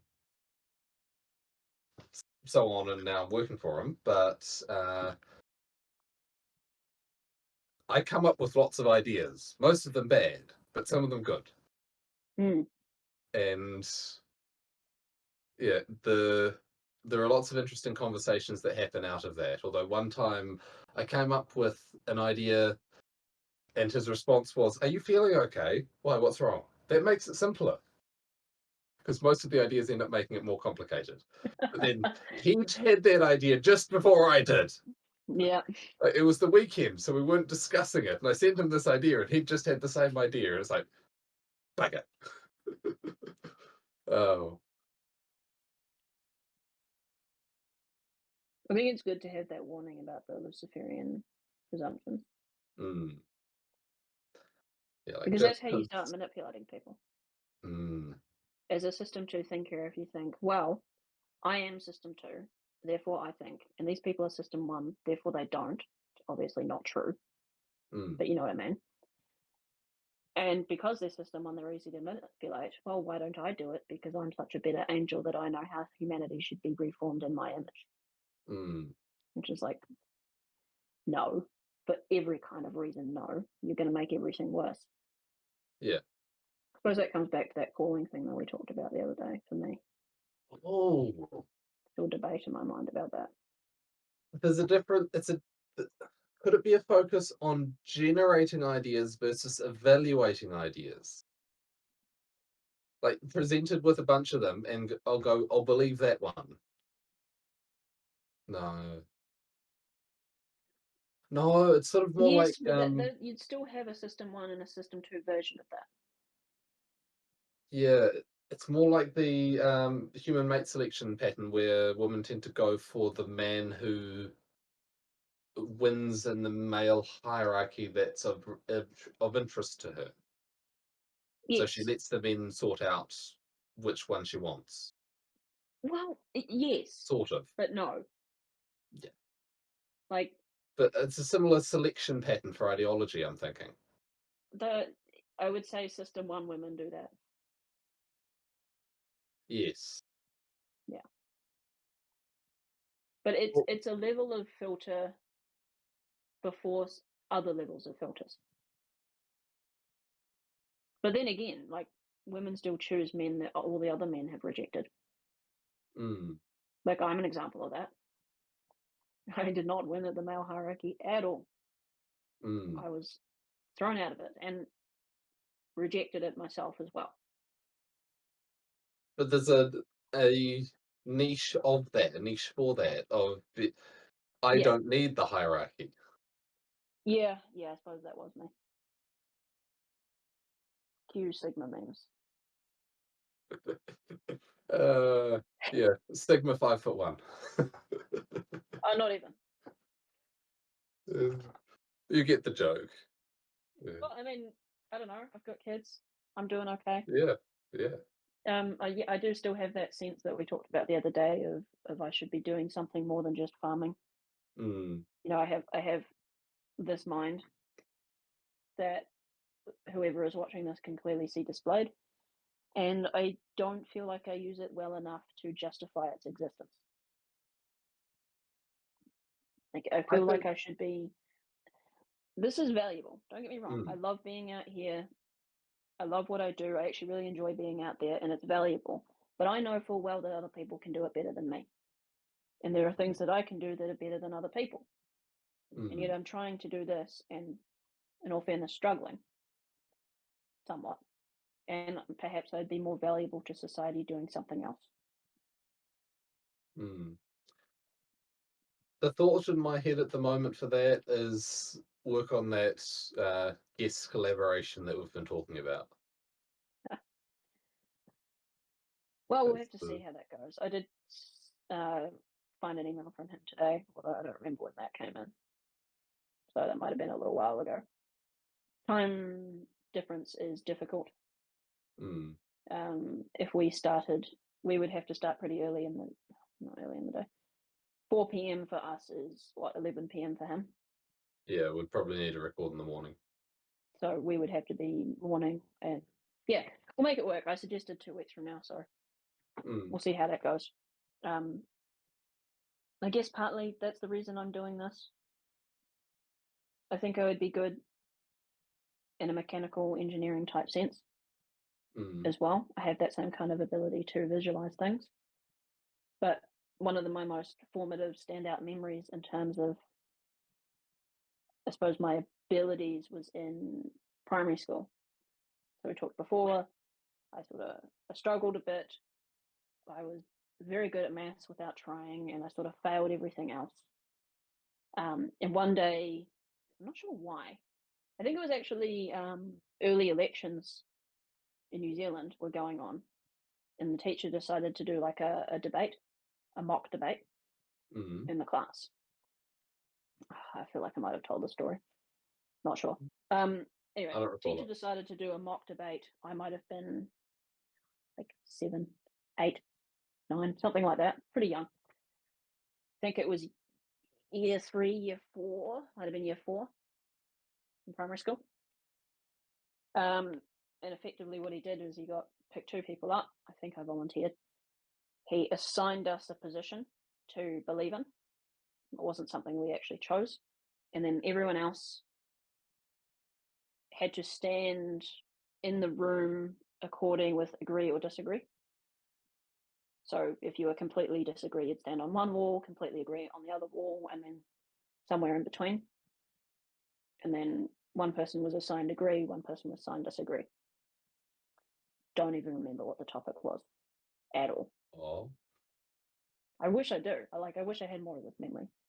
But I remember that it was a serious discussion.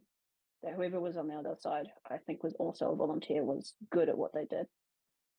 But I got everyone to my side of the room. And I was very happy and pleased with myself as a kid. Like, hey, I can convince people of things. Words are a great weapon. And I don't know, I wonder if that's influenced what I would like to do with my life more than, say, because I have that interest in ideas in the linguistical realm Mm. rather than pure engineering, which actually was a thing I wanted to do when I was a kid. Perhaps even might have been up until that moment. Hmm. It's late. I'm waffling. Yeah. It's very hard to tell how you sound when you speak in and of yourself, isn't it? Yeah. It is late. Oh well. I'll say good night. Please don't judge me too harshly, internet.